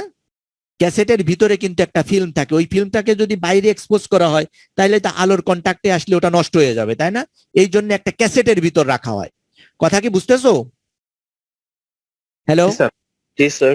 তাহলে একটা লোক তুমি দাঁড়া করলে, লোক দাঁড়া করে এক পাশে এক্স রে ক্যামেরা থাকলো, তারপরে লোকটা থাকলো, তারপরে হলো এই এক্স রে ক্যাসেট থাকলো, Film যে ক্যাসেটের ভিতর থাকবে একটা ফিল্ম। কথা বুঝছো? জি স্যার। ওই ফিল্মে একটা কেমিক্যাল দেয়া থাকে, যে কেমিক্যালটাকে বলা হয় সিলভার হ্যালাইড। যে কেমিক্যাল থাকে সিলভার হ্যালাইড, আর ওই এক্স রে যখন ওই সিলভার হ্যালাইডের এর সঙ্গে রিয়াকশন করবে তখন এই সিলভার হ্যালাইড এলিমেন্টাল সিলভারে পরিণত হবে। এলিমেন্টাল সিলভার মানে কি? স্যার ধাতু। ধাতু। তা ভালো বলছো যে ধাতু। এলিমেন্ট মানে কি তুমি বলো তো? স্যার, উপাদান। উপাদান। না মানে ইসের ভাষায় বলো, ওই কি বলে যেন, ফিজিক্সের ভাষায় বলো। বস্তু। বস্তু হচ্ছে না, পদার্থ। মৌল স্যার, মৌল। মৌল। এইবার আসছে লাইনে। এলিমেন্ট বলতে এইখানে যে এলিমেন্ট শব্দটা ব্যবহার করা হয়েছে, এলিমেন্ট মানে তো অনেক কিছুই, বুঝছো? জি স্যার। পদার্থ বিজ্ঞানের ভাষায় এটা হচ্ছে মৌলিক পদার্থ, যেটা সেটাকে এলিমেন্ট বলে, তাই না? জি স্যার। তাহলে সিলভার হ্যালাইডটা, তাহলে সিলভারের ওই তুমি একজন বলছো যে সিলভার ধাতুতে পরিণত হবে, সেটাও গ্রহণযোগ্য, কিন্তু এলিমেন্ট শব্দটার অর্থ হচ্ছে মৌলিক সিলভারে পরিণত হবে। মৌলিক সিলভারে পরিণত হইলেই তখন আমরা ওই ফিল্মটাকে যদি ডেভেলপ করি তাহলে ফিল্মের ভিতরে একটা ছবি দেখতে পাবো, সাদা কালো ছবি, কিছুটা অংশ কালো কিছুটা অংশ সাদা, এইভাবে সাদা কালো একটা ইমেজ তৈরি হবে। তাহলে আমাদের এই ফিল্মের ইমেজটাই মেইন টপিকস, আমাদের তো ফিল্মটাই, তারপরে অন্যগুলো আমাদের একটু জানতে হবে। তাহলে আমরা দেখলাম কি যে একটা এক্সরে ফিল্মের ক্যাসেটের ভিতরে এক্সরে ফিল্ম থাকে, আর এক্সরে ফিল্মে থাকে হচ্ছে সিলভার হ্যালাইড। ওই সিলভার হ্যালাইডের সঙ্গে যখন এক্সরে রিয়াকশন করে তখন ওই সিলভার হ্যালাইডটা মানে এলিমেন্টাল সিলভার মানে সিলভারের ধাতুতে বা সিলভার মৌলে পরিণত হয়। আর সিলভার মৌলটা ওইখানে ক্রিস্টাল তৈরি করে, ওই সিলভার ক্রিস্টাল গুলো হচ্ছে কালো রঙের হয়। তো ওই সিলভারের কালো রঙের ক্রিস্টাল, তাহলে যে অংশ দিয়ে এক্সরে বেশি পাস করবে সেই অংশ কালো হবে না সাদা হবে? বেশি কালো হবে। স্যার বেশি কালো হবে। তাহলে বেশি কালো হবে, যেহেতু ওইখানে রিয়াকশন হয়ে ওই জায়গাটাকে ওই সিলভারের প্রলেপ তৈরি করে দিছে, আর ফিল্মের ওই অংশটা তখন বেশি কালো হয়ে যাবে, কালো দেখা যাবে। বুঝতে পারছো? সুন্দর।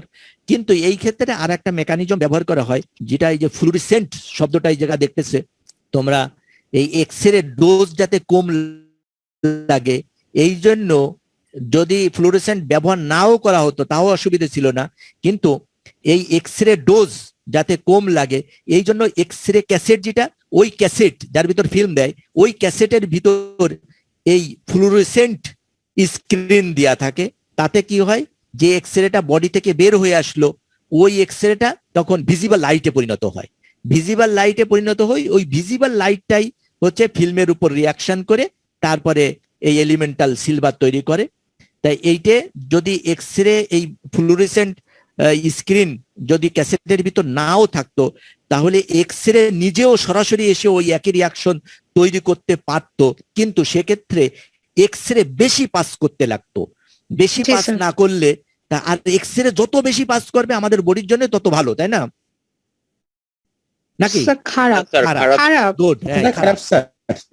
তাহলে এই জন্য যে এক্সরে যত কম পাস করানো যায় ততই আমাদের বডির জন্য ভালো। আর ভালো করার জন্য এই ক্যাসেটের ভিতর আবার একটা ওই ফ্লুরেসেন্ট ফ্লুরেসেন্ট ইউজ করে, স্ক্রিন ব্যবহার করা হয়, যাতে এক্স রে না থেকে ভিজিবল লাইট ভিজিবল লাইটে পরিণত হয় এবং কম লাইটে নাকি বেশি ওই রিয়াকশনটা তৈরি হয়।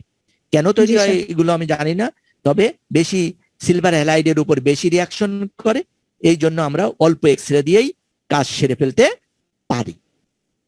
তাহলে এক্স-রেটা কিভাবে কাজ করে, ফিল্মটা কিভাবে কাজ করে, সেইটি এই পর্যন্ত তো তোমরা বুঝতে পারছো যে আমরা জি, একটা স্যার।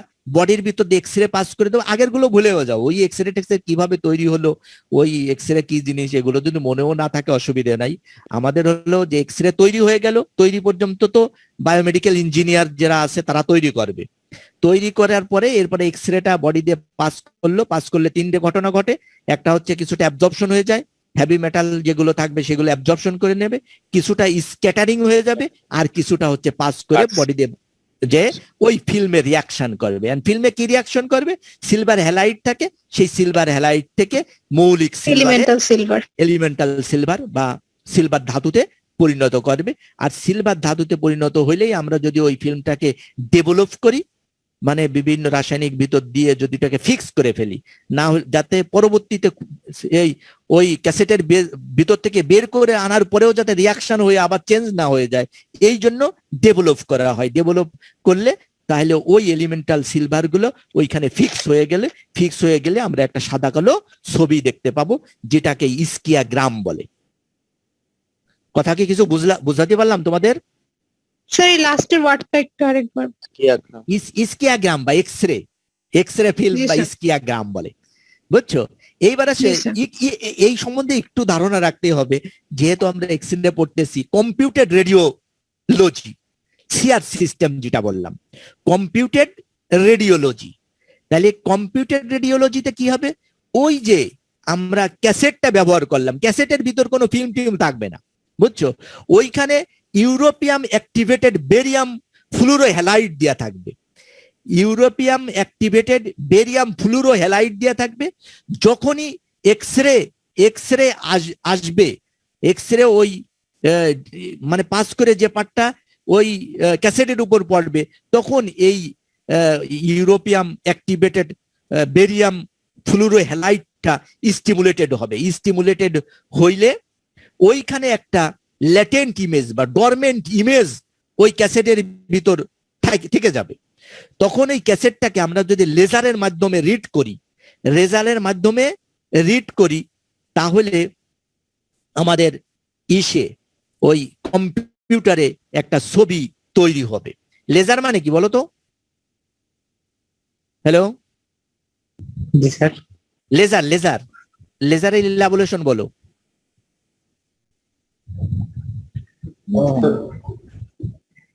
লেজার বুঝতে পারছি। Light amplifier, stimulated emission of Light. Radiation. হ্যাঁ লাইট অ্যাম্প্লিফায়ার, কাছে গেছো কিন্তু হয়নি এখনো। যাই light amplification by stimulated emission of radiation, তাই না? Light amplification by stimulated emission of radiation. তাহলে এই মাধ্যমে ওই যে ইউরোপিয়াম অ্যাক্টিভেটেড বেরিয়াম ফ্লুরোহ্যালাইড, ওই ফ্লুরোহ্যালাইডের কে যদি ওই লাইট পাস করা হয়, আবার ইলেকট্রোম্যাগনেটিক রেডিয়েশন পাস করা হয়, তাহলে ওই যেখান দিয়ে বেশি এক্সরে ছিল সেইখান দিয়ে লাইটটা বেশি করে অ্যাম্প্লিফাইড হবে। অ্যাম্প্লিফাইড হওয়ার ফলে আবার অ্যাম্প্লিফাইড হলে সরাসরি কিন্তু এক্সরে ফিল্মটা আসলে রেডিওলজি আর একটা ডিটেক্টর থাকে, যে ডিটেক্টর ওই অ্যাম্প্লিফাইড লাইটটাকে রেকর্ড করতে পারবে, রেকর্ড করে আমাদের কি বলে ওকে, কম্পিউটারের স্ক্রিনে একটা ছবি তৈরি করে ফেলবে। যে ছবিটা আমরা কিন্তু এই যে দেখেছিলাম, এই ছবিটা কিন্তু ওইভাবে এত ক্লিয়ার, তো এক্সরে ফিল্মে তো এত ক্লিয়ার ছবি হয় না। এই যে ছবিটা আমরা দেখতে পাচ্ছি, এই ছবিটা কিন্তু ওইভাবে তৈরি হয়েছে। এটা কিন্তু এক্সরে ফিল্মের ছবি না, এটা হচ্ছে কম্পিউটেড রেডিওলজি, এই সিআর সিস্টেম, এই যে লেখা আছে যে সিআর সিস্টেম ইউজ করে এই এক্সরেটা তৈরি করা হয়েছে। এইবার আসো যে ফিল্মের পরে কম্পিউটার রেডিওলজি গেল, এইবার আসো ডিজিটাল রেডিওলজি। ডিজিটাল রেডিওলজি মানে হচ্ছে আমরা এই যে কন্টিনিউয়াস যে ডিজিটাল ক্যামেরা আমরা ক্যামেরা ধরার সঙ্গে সঙ্গে সেই ছবিটাকে রেকর্ড করি আর না করি, আমরা তো ওই একটা স্ক্রিনে দেখতে পাই ওই ছবিটা, তাই না? জি স্যার। ওই ছবিটা দেখতে পাই। তাই এরা কিভাবে ছবি তৈরি করে? এরা বিভিন্ন সিস্টেমে ছবি তৈরি করে, যে একটা কি বলা হয় সিসিডি, যেমন চার্জ কাপল ডিভাইস। এই চার্জ কাপল ডিভাইস যেটা এই সিসিডির মাধ্যমে হইতে পারে, একটা টিএফটি থিন ফিল্ম ট্রানজিস্টর এর মাধ্যমে হইতে পারে। মানে এক্সরেটা ডিজিটাল ক্যামেরায় এই সিসিডি ব্যবহার করা হয়, চার্জ কাপল ডিভাইস ব্যবহার করা হয়, বুঝছো? এই চার্জ কাপল ডিভাইস ব্যবহার করার কারণে এই সিজিয়াম আয়োডাইডের একটা প্রলেপ দিয়ে দেওয়া হয় একটা স্ক্রিনের উপর। ওই সিজিয়াম আয়োডাইড যেটা ওই সিজিয়াম আয়োডাইডের যে প্রলেপ দেওয়ার কারণেই ওরা হচ্ছে ওই ইলেকট্রোম্যাগনেটিক রেডিয়েশন, যেটা ভিজিবল লাইট হোক বা যেটা এক্সরে হোক, সেটাকে ডিটেক্ট করতে পারে। আর ডিটেক্ট করতে পারার ফলে সে হলো ওই স্ক্রিনের উপর একটা ছবি তৈরি করে ফেলে। এইভাবেই কিন্তু এই সিসিটির মাধ্যমেই কিন্তু আমাদের নর্মাল ডিজিটাল ক্যামেরাগুলো কাজ করে। আবার এই যে আমরা টিএফটি বললাম, থিন ফিল্ম ট্রানজিস্টর, এই থিন ফিল্ম ট্রানজিস্টরের মাধ্যমেই টিএফটি স্ক্রিনের মাধ্যমে কিন্তু আমরা এই আমাদের এই মোবাইলে যে ছবিগুলো দেখতে পাচ্ছি যে স্ক্রিনে, এই স্ক্রিনে কিন্তু এই সেমিকন্ডাক্টর যেটা এই টিএফটি ট্রানজিস্টর, এই ট্রানজিস্টরের মাধ্যমেই এই ছবিগুলো ডিটেক্ট করে। এভাবেও কিন্তু আমরা ডিজিটাল রেডিওগ্রাফির মাধ্যমে কি এই এই এক্সরে কে ডিটেক্ট করতে পারি। তাহলে এক্সরে কে আমরা যে এক্সরেটা বডিতে পাস করে চলে আসলো, সেই এক্সরেটাকে আমরা ডিটেক্ট করে ছবি তৈরি করতে পারি। তাহলে চারটে উপায়, একটা বলেছিলাম আমরা ফিল্ম ব্যবহার করে, তাই না? একটা হলো কম্পিউটার রেডিওলজি ব্যবহার করে, আর একটা হচ্ছে ডিজিটাল রেডিওলজি ব্যবহার করে, আর একটা হচ্ছে ফ্লুরোস্কোপের মাধ্যমে। এই ফ্লুরোস্কোপের মাধ্যমে যেটা আমরা করতে পারি, এইটা দিয়ে কিন্তু রিয়েল টাইম ভিজুয়ালাইজেশন করা যায়। রিয়েল টাইম ভিজুয়ালাইজেশন মানে কি? এই শেষ হয়ে গেলে কিন্তু আবার তোমরা যোগ করো, আজকে দুই কথা বলে শেষ করে দেবো। তাহলে এলো কি হলো যে রিয়েল টাইম ভিজুয়ালাইজেশন করতে হবে। রিয়েল টাইম ভিজুয়ালাইজেশন মানে কি? আমরা রিসেন্ট স্টেজ মানে একেবারে তাজা অবস্থায় দেখতে পাবো। যে ফ্লুরোস্কোপ কি বলেছিলাম যে এক পাশে এক্সরে থাকবে, এক্সরে মেশিনের পরে তারপরে যার এক্সরে করবো তাকে দাঁড়া করবো, এরপরে হচ্ছে একটা ফ্লুরোস্কোপ মানে এই যে ফসফরাসের একটা স্ক্রিন দেব। এই স্ক্রিনের উপর যদি হার্ট মুভ করে তাহলে সেটা কি মুভমেন্ট দেখা যাবে না? জি স্যার। যে হার্ট কন্ট্রাকশন করতেছে এটা দেখা যাবে তো, তাই না? জি স্যার। 3D ডাইলেটেশন, 3D পিকচারের মতন হয়তো হবে না, কিন্তু কন্ট্রাকশন ডাইলেটেশন এই দুটো কিন্তু আমরা দেখতে পাবো। যে বা যদি অ্যাবডোমেনে পেরিস্টালসিস হয় ইন্টেস্টাইনে, তাহলে পেরিস্টালসিসটাও আমরা দেখতে পাবো ওই স্ক্রিনের উপর সরাসরি আমরা চোখ দিয়ে দেখতে পাবো, যেটাকে ফ্লুরোস্কোপ বলে। আর যেতে এই যে সরাসরি আমরা দেখতে পাচ্ছি, এই জন্য এটাকে বলা হয় রিয়েল টাইম ভিজুয়ালাইজেশন। কথা কি বুঝছো? জি স্যার। এবার আসো যে প্রপার্টিস অফ এক্সরে। এক্সরের প্রপার্টি কি? এক্সরের প্রপার্টি হচ্ছে একটা আমরা বললাম পেনিট্রেটিং ইফেক্ট, একটা হচ্ছে পেনিট্রেটিং ইফেক্ট, একটা হচ্ছে ফটোগ্রাফিক ইফেক্ট, একটা হচ্ছে ফ্লুরেসেন্ট ইফেক্ট, আর একটা হচ্ছে বায়োলজিক ইফেক্ট। এই তিনটেকে আমরা আমাদের রিলেটেড মানে আমাদের মেডিকেল রিলেটেড এক্সরে প্রপার্টিস বলতে পারি। তা প্রপার্টিস এটা হচ্ছে পেনিট্রেটিং ইফেক্ট। পেনিট্রেটিং ইফেক্ট মানে কি? এক্সরে কে আমাদের বডি দিয়ে পেনিট্রেশন করে যেতে পারে। তাহলে পেনিট্রেশনের কথায় আবার ওই একই জিনিস আমাদের আসবে। কি কি জিনিস? একটা অ্যাবজর্পশন হয়ে যাবে, কিছু স্ক্যাটারিং হয়ে যাবে, তাই না? কিছু স্ক্যাটার হয়ে যাবে, কিছু অ্যাবজর্ব হবে, কিছু স্ক্যাটার হয়ে যাবে, কিছু আমাদের বডিকে পেনিট্রেট করে অপোজিট সাইডে চলে যাবে, তাই না? এই অপোজিট সাইডে যে চলে গেল, এই অপোজিট সাইডের চলে যাওয়া যে আমাদের এক্সরে দুই ধরনের ইফেক্ট তৈরি করতে পারে, তাই না? যেটার ভিতর দিয়ে সহজেই যে পার্টটা বডি যে পার্টটার ভিতর দিয়ে সহজেই এক্সরেটা পাস করে যেতে পারে, সেইটাকে আমরা বলি রেডিওলুসেন্ট। এই টার্মগুলো কিন্তু আমাদের লাগবে। যে পার্ট দিয়ে সহজেই পাস করে পাস করবে চলে যেতে পারে সেইটাকে আমরা বলবো কি রেডিওলুসেন্ট। লুসেন্ট। রেডিওলুসেন্ট, তাই না? যেমন জি স্যার। যেখানে আমাদের বডির বাতাস থাকবে, লাংসের ভিতর বাতাস আছে, তাই না? তাহলে এর ভিতর জি, দিয়ে স্যার। ইজিলি পাস করে যেতে পারবে। তাহলে আমরা লাংয়ের শ্যাডোকে বলবো রেডিওলুসেন্ট শ্যাডো। কিন্তু এক্সরে ফিল্মে আমরা সেই শ্যাডোটা কেমন দেখতে পাবো? কালো হিসাবে, তাই না? কালো। কালো দেখবো না? যে পার্টটাতে এক্সরে বেশি পাস করে যাবে ওই পার্টটা এক্সরে ফিল্মে যে বেশি রিয়াকশন হয়ে এলিমেন্টাল সিলভার বেশি তৈরি হবে, হবে। আর যত বেশি তৈরি হবে তত কালো হয়ে যাবে, তাই না? জি স্যার। হ্যাঁ, এরপরে যে পার্ট দিয়ে মানে রিলেটিভলি কম অথবা একেবারেই না এক্সরে পাস করতে পারবে সেই পার্টটাকে আমরা বলবো কি রেডিও। Radio opaque. এই টার্ম দুটো কিন্তু একেবারে ঠোঁটস্থ রাখতে হবে।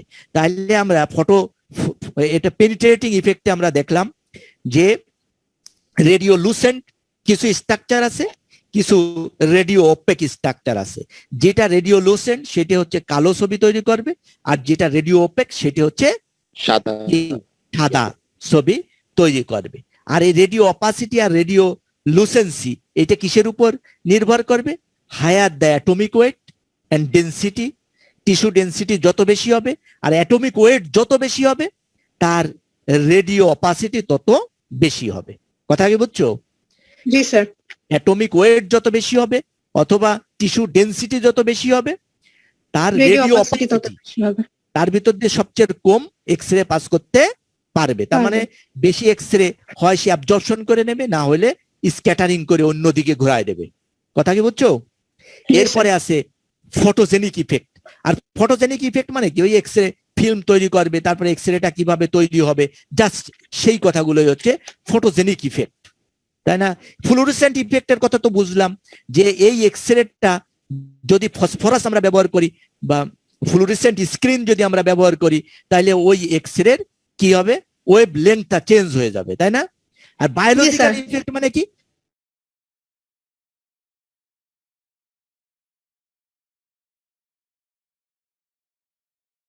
বলতেছিলাম হচ্ছে প্রপার্টিজ অফ এক্সরে।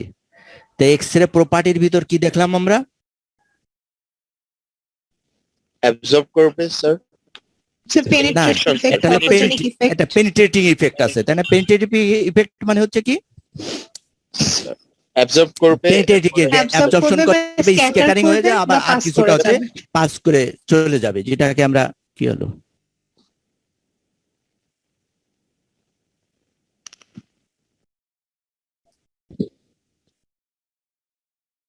হ্যাঁ। তাহলে একটা হচ্ছে পেনিট্রেটিং ইফেক্ট, একটা হচ্ছে ফটোগ্রাফিক ইফেক্ট।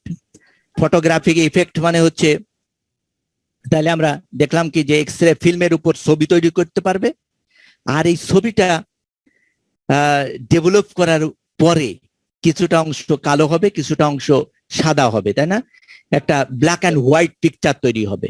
আর তোমরা বুঝতেই পারছো কালো হবে কোন? কালো হবে, গুড, যেটা রেডিওলুসেন্ট সেটা হবে কালো, আর যেটা রেডিও অপেক সেটা হবে হলো সাদা। সাদা। তাহলে এই যে কালো, তাহলে রেডিও অপেক কোন পার্টটা রেডিও অপাসিটি সবচেয়ে বেশি হবে? High density of tissues. হ্যাঁ, উদাহরণ দাও। ওইটা না, সেটা কি? কোন টিস্যু? যেমন বোনস, তাই না? জি স্যার। বোন, বোনস না, বোন কানেকটিভ টিস্যু না, সব কানেকটিভ টিস্যু তো হবে না। বোন সবচাইতে বডির সবচাইতে বেশি রেডিও অপাসিটি হবে হচ্ছে এনামেল অফ দ্য টিথ, মানে দাঁতের। তাহলে দাঁতের এনামেল অফ দ্য টিথ যেটা আছে সেইটার হচ্ছে রেডিও অপাসিটি সবচাইতে বেশি, রেডিও লুসেন্সি, বুঝছো?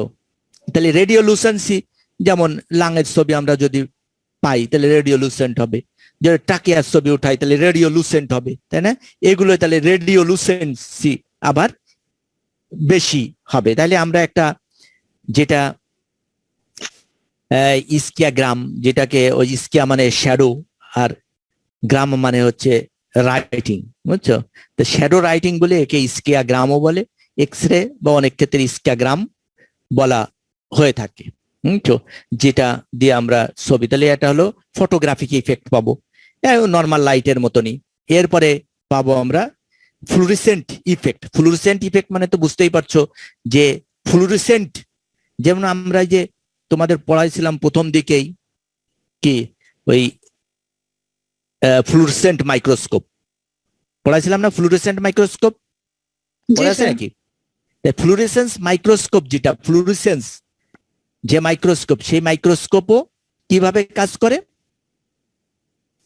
ওই লাইটের কি ওয়েভ লেন্থ চেঞ্জ করে দিয়েই কাজ করতো, কিন্তু সেটা কিন্তু তোমাদের বলেছিলাম আমি যে ফ্লুরিসেন্ট জি স্যার। মাইক্রোস্কোপ লাইটের ওয়েভ লেন্থ চেঞ্জ করে দেয়, মানে ওই টিস্যুর ভিতরে একটা ফ্লুরিসেন্স সাবস্টেন্স দেওয়া হয়, সাবস্টেন্স দিয়ে ওর নিচে দিয়ে, মানে ওই লাইট নর্মাল যেখানে লাইট ব্যবহার করি অথবা মিরর ব্যবহার করি, ওইখানে লাইট বা মিরর ব্যবহার না করে এমন একটা লাইট ব্যবহার করা হয় যে লাইটটা কি আল্ট্রাভায়োলেট রে তৈরি করে। আল্ট্রাভায়োলেট রে যদি তৈরি করে তাহলে কি আমরা খালি চোখে দেখতে পাবো? না স্যার। তাহলে না স্যার, দেখতে পাবো হ্যাঁ, না। আমরা দেখতে পাবো না। কিন্তু ওই ইসের টিস্যু যে স্লাইড, ওই স্লাইডের ভিতর তো আমরা কিছু ফ্লুরিসেন্ট সাবস্টেন্স দিয়ে দিছি। সাবস্টেন্স দিলে ওই সাবস্টেন্সটাও হয়তোবা পুরো টিস্যুর সঙ্গে, টিস্যুর প্রতিটা পার্টের সঙ্গে ফিক্সড হয়নি, হয়তোবা দেখা গেল শুধুমাত্র নিউক্লিয়াসে যে ওটা ফিক্সড হয়ে গেছে। তাহলে আমরা কি কি করবো? শুধুমাত্র নিউক্লিয়াসটা দেখতে পাবো, কিন্তু সাইটোপ্লাজম দেখতে পাবো পাবো না। না, তাই না? ওই কি হবে তাহলে, ওই নিউক্লিয়াসের ভিতর দিয়ে যখন ওই আল্ট্রাভায়োলেট রেডিয়েশনটা পাস হবে, তখন ওই আল্ট্রাভায়োলেট রেডিয়েশনটা তখন ভিজিবল স্পেকট্রামে চলে আসবে, যেহেতু এখানে একটা ফ্লুরিসেন্ট সাবস্টেন্স দিয়ে আছে, তাই না?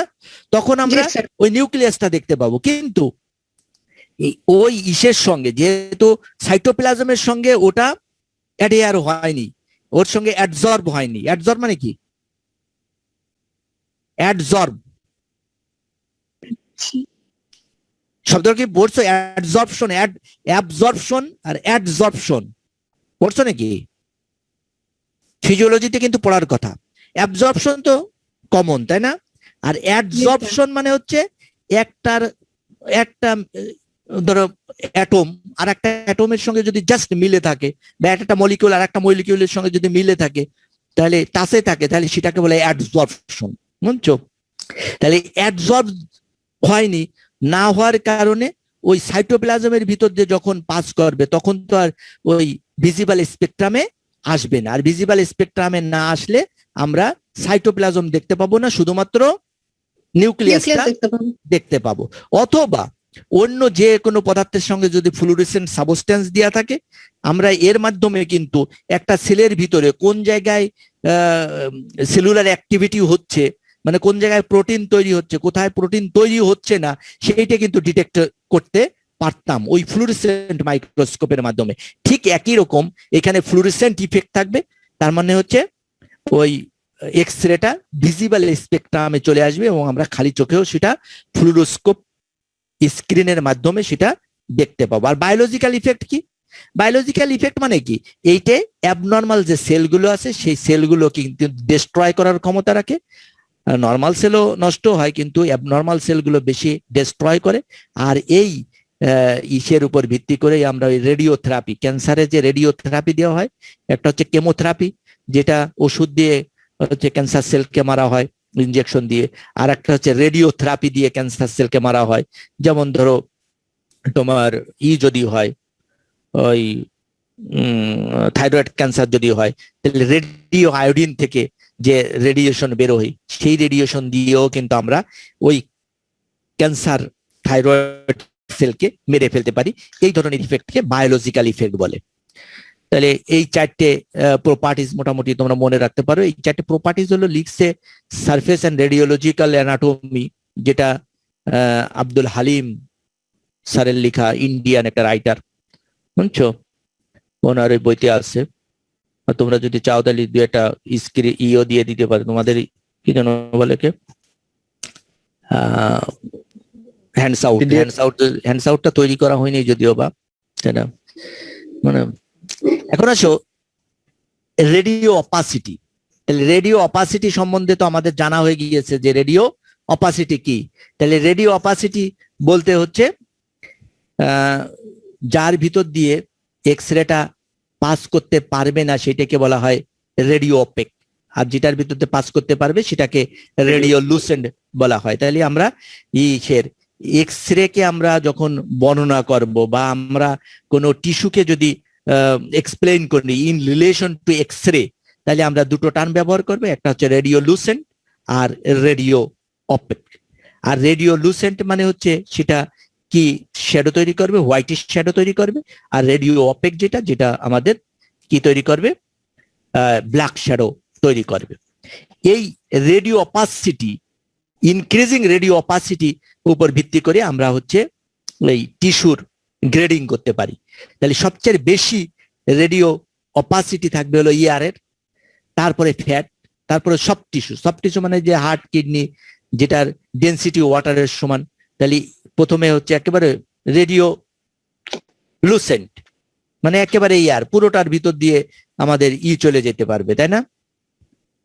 জি স্যার। জি স্যার। পুরোটার ভিতর দিয়ে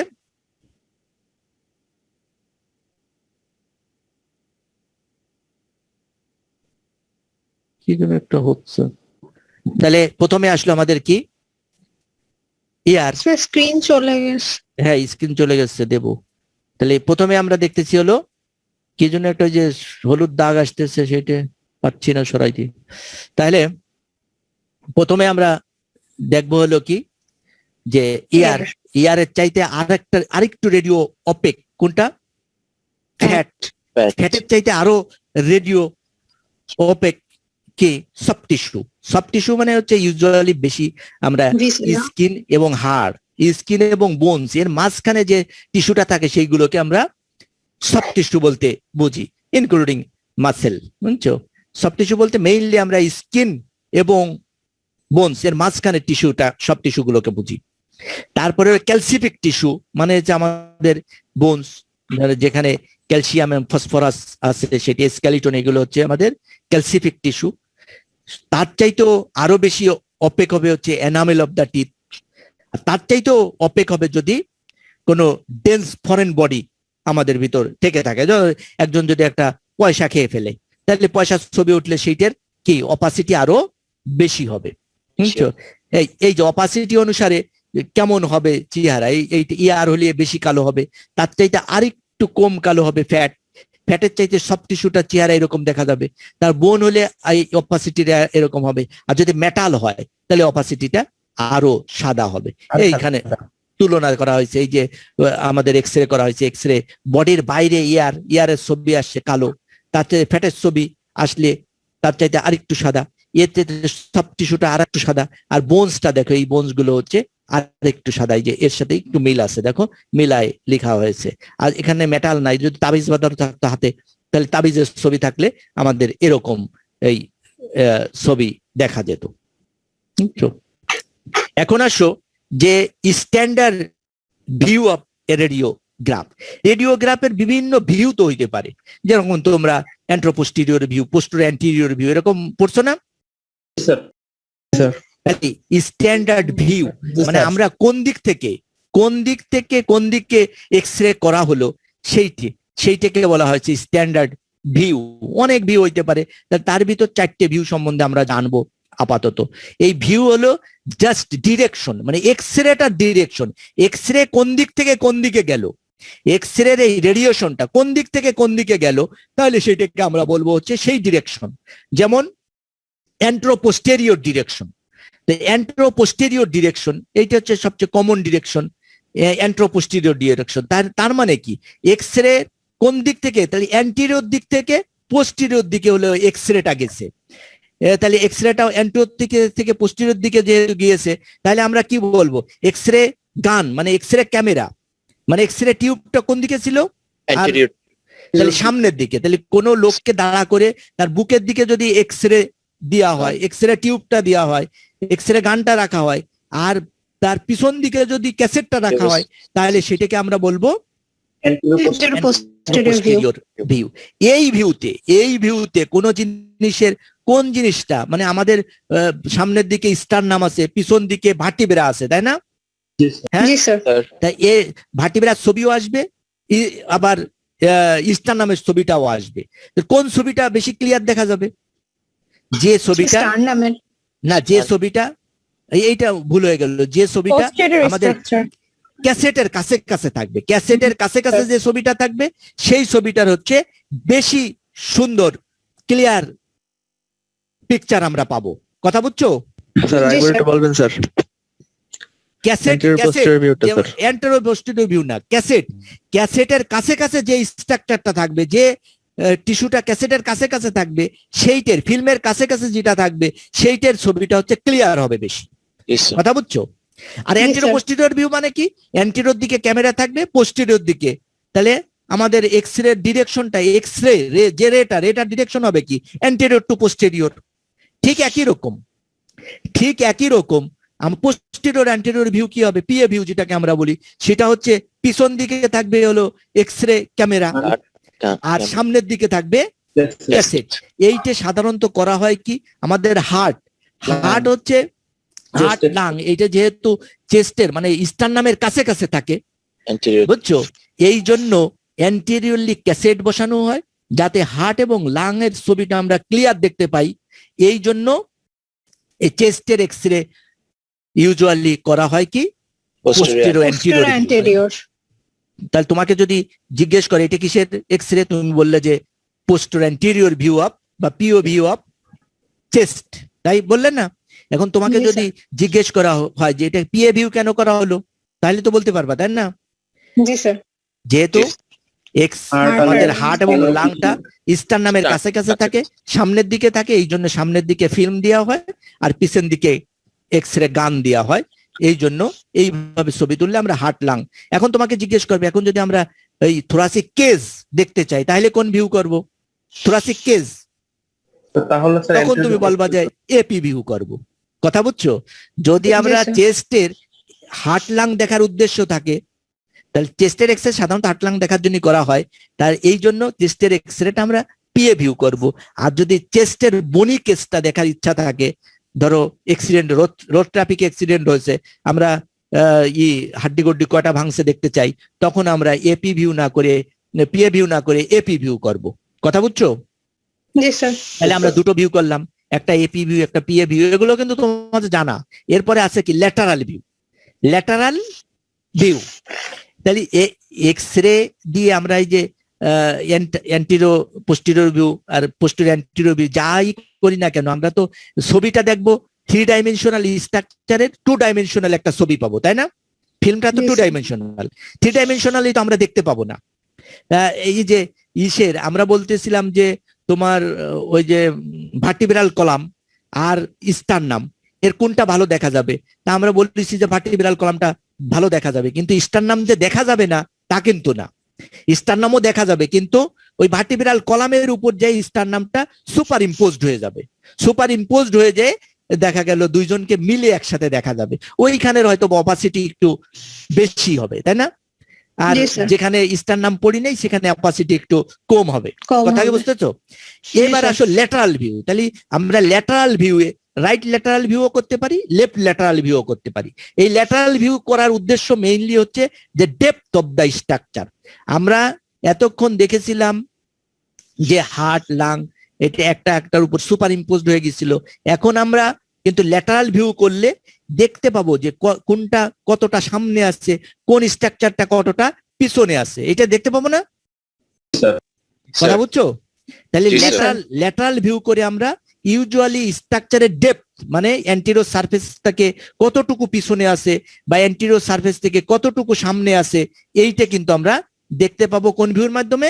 ল্যাটারাল ভিউ। ল্যাটারাল ভিউ দুই ধরনের হইতে পারে, একটা হচ্ছে রাইট ল্যাটারাল ভিউ, একটা লেফট ল্যাটারাল ভিউ। কথা বুঝছো? জি, স্যার। রাইট ল্যাটারাল ভিউ কোনটাকে বলে? রাইট সাইড যদি ফিল্মের কাছে কাছে থাকে মানে ক্যাসেটের কাছে কাছে থাকে তাহলে সেটাকে বলে right lateral view. Right lateral view আর লেফট ল্যাটারাল ভিউটা তো একটু কনফিউজড। কথা বুঝছো? ল্যাটারাল ভিউ দিয়ে আমরা হচ্ছে সামনে পিছনে কতটুকু কত ডেপথে আছে স্ট্রাকচার তাই দেখতে পাবো, কিন্তু রাইট ল্যাটারাল ভিউ মানে হচ্ছে যে ফিল্মটা যদি রাইট সাইডে দেওয়া হয় আর ইটা যদি লেফট সাইডে দেওয়া হয় ওই এক্সরে গানটা, তাহলে সেইটাকে বলবো রাইট ল্যাটারাল ভিউ। আর লেফট ল্যাটারাল ভিউ তো ডেফিনেটলি এর অপোজিট হবে, তাই না? জি স্যার। আর একটা হইতে পারে অবলিক ভিউ। অবলিকলি মানে 45 ডিগ্রি অ্যাঙ্গেলেও এই চেস্টের বা অ্যাবডোমেনের আমরা নিতে পারি, এক্স রে নিতে পারি, যেটাকে অবলিক ভিউ বলে। তাহলে মোটামুটি 4টে ভিউ, তার ভিতর 3টে ভিউ বেশি ইম্পর্টেন্ট। 4টে ভিউ কমনলি করা হয়, একটা হলো এপি ভিউ বা অ্যান্টেরো পোস্টেরিয়র ভিউ, একটা হচ্ছে পোস্টেরো অ্যান্টেরিয়র ভিউ বা পিএ ভিউ, আর একটা হচ্ছে ল্যাটারাল ভিউ। ল্যাটারাল ভিউ আবার দুই রকম হইতে পারে, রাইট ল্যাটারাল ভিউ, একটা লেফট ল্যাটারাল ভিউ, তাই না? আর রাইট ল্যাটারাল ভিউ কোনটাকে বলে? যদি রাইট সাইডে ফিল্ম থাকে তাহলে রাইট ল্যাটারাল ভিউ বলা হয়। আর লেফটের কথা মনে রাখার দরকার নাই, তাহলে দুটো একসাথে গেলে হয়ে যাবে, তাই না? আর অবলিক ভিউ হচ্ছে ওই যে একেবারে 90 ডিগ্রিতে না রেখে অ্যান্টেরিয়র সারফেস এবং ল্যাটারাল সারফেস দুটোর মাঝখানে যদি রাখা হয় তাহলে সেটাকে আমরা বলবো অবলিক ভিউ। এক্স রেতে কিন্তু রাইট লেফট এগুলো লিখে দেওয়া হয়, সাধারণত রাইট আর এল এইগুলো লেখা থাকে। আর এক্স রের উপর ওই এইভাবে হলো এক্স রেটার, যেমন এইটাকে আমরা বলবো কোন ভিউটা? X ray anterior posterior view না? হ্যাঁ, এটা অ্যান্টেরো পোস্টেরিয়র ভিউ, তাই না? এইটা একটা এক্স রে করা হচ্ছে, এইটা হচ্ছে এক্স রে টিউবটা, এইদিকে লোকটা রয়েছে আর পিছন দিকে রয়েছে ফটোগ্রাফিক প্লেট বা ক্যাসেট। তাহলে এইটাকে আমরা বলবো হচ্ছে অ্যান্টেরো পোস্টেরিয়র ভিউ। এখন যে পার্টেরটা আমরা করব সেই পার্টের বলবো। এখন আসো টাইপ অফ রেডিওগ্রাফ। রেডিওগ্রাফের টাইপ, রেডিওগ্রাফ দুই ধরনের হইতে পারে, একটা হচ্ছে প্লেন রেডিওগ্রাফ আর একটা হচ্ছে কন্ট্রাস্ট রেডিওগ্রাফ। একটা প্লেন রেডিওগ্রাফ মানে হচ্ছে যে কোনো একটা স্ট্রাকচারের আমরা এক্স রে কোনো কারিশমা না করে, কোনো মিডিয়াম ইউজ না করে যদি একটা এক্স রে করা হয় তাহলে সেটাকে বলা হয় যে কন্ট্রাস্ট এনহ্যান্সিং যে এজেন্ট, এগুলো ব্যবহার না করে যদি আমরা সিম্পলি একটা এক্স রে করি তাহলে সেটাকে বলা হয় প্লেন রেডিওগ্রাফ। প্লেন, এই প্লেন বানান কি? PLAIN। হ্যাঁ, তোমাদের সামনেই তো রয়েছে PLAIN, প্লেন। এই প্লেন। আর একটা হলো কি? PLANE,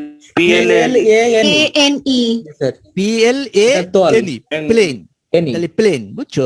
তাহলে প্লেন, তাহলে দুটো শব্দ, একটা হলো প্লেন। এই প্লেনটা বা প্লেন বানানটা তোমাদের ভুল যায়।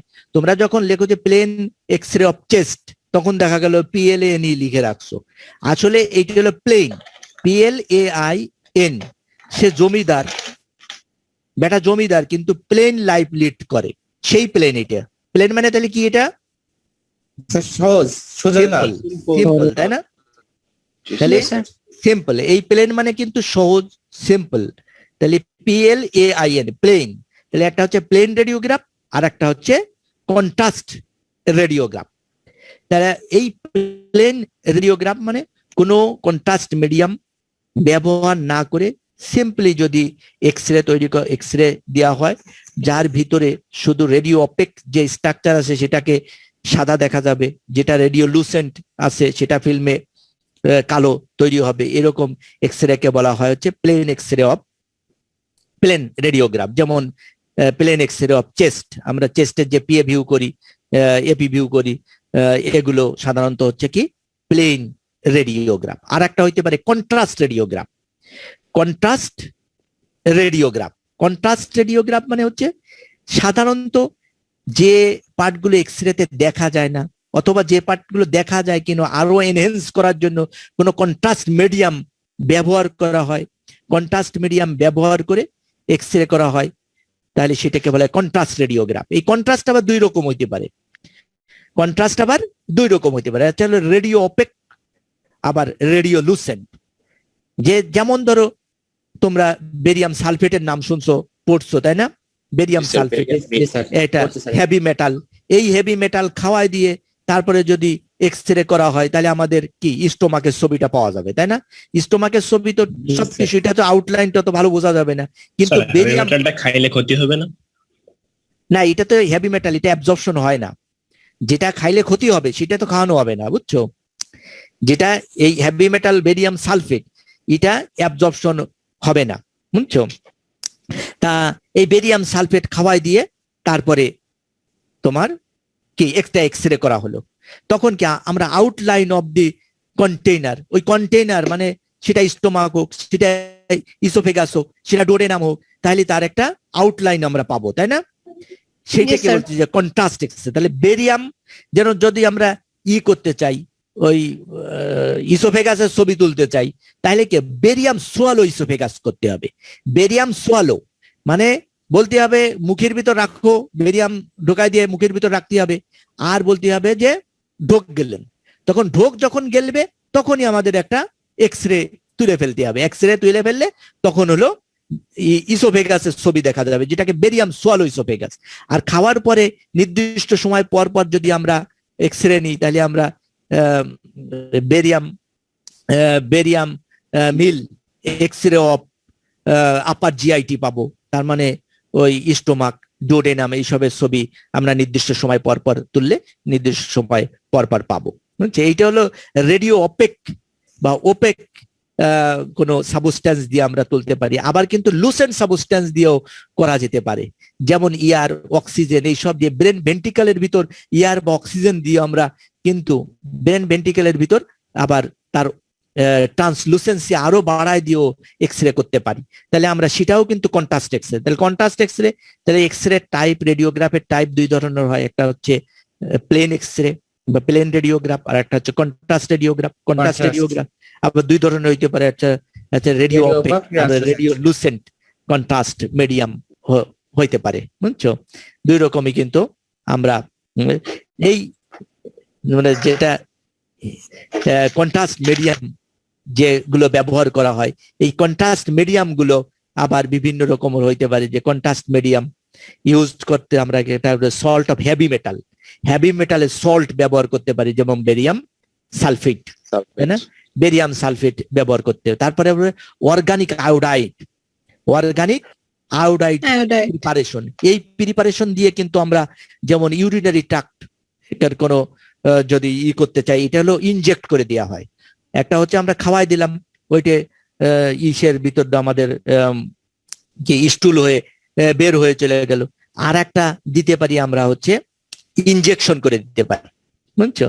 ইনজেকশন করে দিতে পারি মানে যে এই যে অর্গানিক আয়োডাইড প্রিপারেশন, এই অর্গানিক আয়োডাইড প্রিপারেশন ইনজেক্ট করে দিলাম, ভেইনে দিয়ে দিলাম, সেই ভেইন থেকে আস্তে আস্তে আমাদের কিডনিতে যাবে, কিডনি দিয়ে আস্তে আস্তে সেইটা এক্সক্রিশন হবে।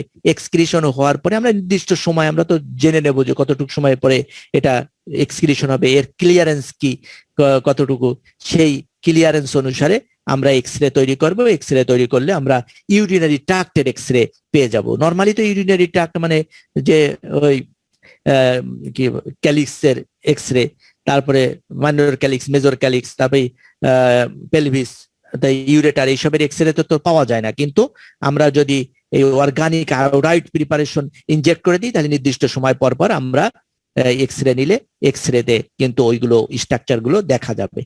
আবার এনজিওগ্রাম যদি আমরা করতে চাই, তাহলে আমাদের ক্যাথেটার দিয়ে আমাদের নির্দিষ্ট মানে ধরো কিডনিতে করতে চাই, তাহলে কিডনির আর্টারির ভিতর যে ওইটাকে ছেড়ে দিতে হবে, তখন কিডনির ভিতর চলে যাবে, তখন এনজিওগ্রাম করা যাবে। এইভাবে আমরা এনজিওগ্রাম, তারপরে এনজিও কার্ডিওগ্রাম, তারপরে ফ্লেবোগ্রাফি মানে ভেইনের, তারপরে মাইলোগ্রাফি, মাইলোগ্রাফি মানে হচ্ছে আমরা ওই স্পাইনাল কর্ডের, বুঝছো, এই সব জায়গা কিন্তু এক্সরেতে তুলে আনতে পারবো, এক্সরেতে আমরা দেখতে পাবো। আবার যে গ্যাস দিয়েও করা হয়, গ্যাস দিয়ে তো বললাম। তাহলে আমরা হচ্ছে কয়টাই তিনটে মিডিয়াম সাধারণত ব্যবহার করা হয়, একটা হচ্ছে হেভি মেটাল, আর একটা হচ্ছে অর্গানিক আয়োডাইড, আর একটা হচ্ছে গ্যাস। যেমন এই যে বেরিয়াম দিয়ে একটা করা হয়েছে, এটা কি মলদার দিয়ে বেরিয়াম দিয়ে দেওয়া হয়েছে, মলদার দিয়ে বেরিয়াম দিয়ে, তারপরে ক্যাথেটার, ধরো মলদার দিয়ে ক্যাথেটার ঢুকায় এইখানে বেরিয়ামটা ছেড়ে দেওয়া হয়েছে, তারপর আস্তে আস্তে বেরিয়ামটা নিচের দিকে নামছে, উপর দিকে কিছু চলে গেছে, তারপর এক্সরেটা করলাম, এই বেরিয়াম এনিমা এক্সরে বলা হয় এটাকে। বুঝছো? এইখানে দেখো যে এই যে এটা হচ্ছে ইন্ট্রাভেনাস ইউরোগ্রাম, ইন্ট্রাভেনাস ইউরোগ্রাম। তার মানে এই যে ভেইন দিয়ে হচ্ছে ওই আয়োডাইডের কোন সাবস্টেন্স দিয়ে দেওয়া হয়েছিল, দিয়ে দেওয়ার পরে সেইটা আস্তে আস্তে বের হয়ে আসছে। এখানে যে আমরা মাইনর ক্যালিক্স দেখতে পাচ্ছি, এগুলো মাইনর ক্যালিক্স, মাইনর ক্যালিক্স, তাই দিয়ে এই যে একটা মেজর ক্যালিক্স, এই মেজর ক্যালিক্স তৈরি হয়েছে, তারপরে পেলভিস, তারপরে ইউরেটার, এই সব কিছু আমরা দেখতে পাচ্ছি। এইটাই আবার আরো এনহেন্স করে এই যে দেখানো হচ্ছে, যে যেটা আমরা দেখতে পাচ্ছি। এইবার দেখো রেনাল এনজিওগ্রাম, এইখান দিয়ে দেখো এই যে ছোট্ট একটা এই যে ক্যাথেটার দেখা যাচ্ছে, এরকম ক্যাথেটারটা ঢুকায় দেওয়া হয়েছে ফিমোরাল আর্টারি, রাইট ফিমোরাল আর্টারির ভিতর দিয়ে ক্যাথেটার ঢুকাই দেওয়া হয়েছে। এই যে চলে গেছে ক্যাথেটার ঢুকাই দিয়ে এইখানে যে রেনাল আর্টারি আছে, রেনাল আর্টারির ভিতর হচ্ছে ওই রেডিও ওপেক সাবস্টেন্সটা দিয়ে দেওয়া হয়, সেইটি আস্তে আস্তে চলে যায় আমাদের কিডনি সব জায়গায়। তারপরে দেখো যে রেনাল এনজিওগ্রাম তুলে উঠছে। তাহলে আমরা দেখলাম কি যে দুই ধরনের এক্সরে হইতে পারে, একটা হচ্ছে কি প্লেন এক্সরে, আর একটা হচ্ছে কন্ট্রাস্ট এক্সরে। তো কন্ট্রাস্ট এক্সরে এর ভিতর কিভাবে আমরা কন্ট্রাস্ট সাবস্টেন্স দিয়ে ছবি তুলি সেটা আমরা দেখলাম। এইবার এই কথাটা বলি, আজকের মতন শেষ, আজকের ফিল্ম দেখানো হলো না, দুই একটা দেখলে যা। এটা হচ্ছে advantages and limitation of the plain X ray. তা প্লেন যে এক্সরেটা আমরা করতেছি, এই এক্সরেটা তো সব জায়গায় অ্যাভেলেবেল, সহজেই আমরা করে ফেলতে পারছি। যেগুলো রেডিও অপাসিটি বেশি, যেসব স্ট্রাকচার, সেই সব স্ট্রাকচার দেখার জন্য আমাদের সব সময় অ্যাভেলেবল থাকতেছে হচ্ছে প্লেন এক্সরে। ধরো আমরা দেখতে চাচ্ছি যে তার অ্যাক্সিডেন্টে কোনো বোনস ফ্র্যাকচার হলো কিনা, তার সঙ্গে সঙ্গে আমরা কি প্লেন রেডিওগ্রাফি করে দেখে ফেলতে পাচ্ছি যে হচ্ছে কিনা, কি ফ্র্যাকচার হয়েছে কিনা, বুঝছো? কিন্তু এর ডিসঅ্যাডভান্টেজ, লিমিটেশন কি? লিমিটেশন হচ্ছে আমরা 3 ডাইমেনশনাল স্ট্রাকচারের 2 ডাইমেনশনাল একটা ছবি পাই। মানে স্ট্রাকচারটা 3 ডাইমেনশনাল, কিন্তু আমরা ছবি পাই হচ্ছে 2 ডাইমেনশনাল।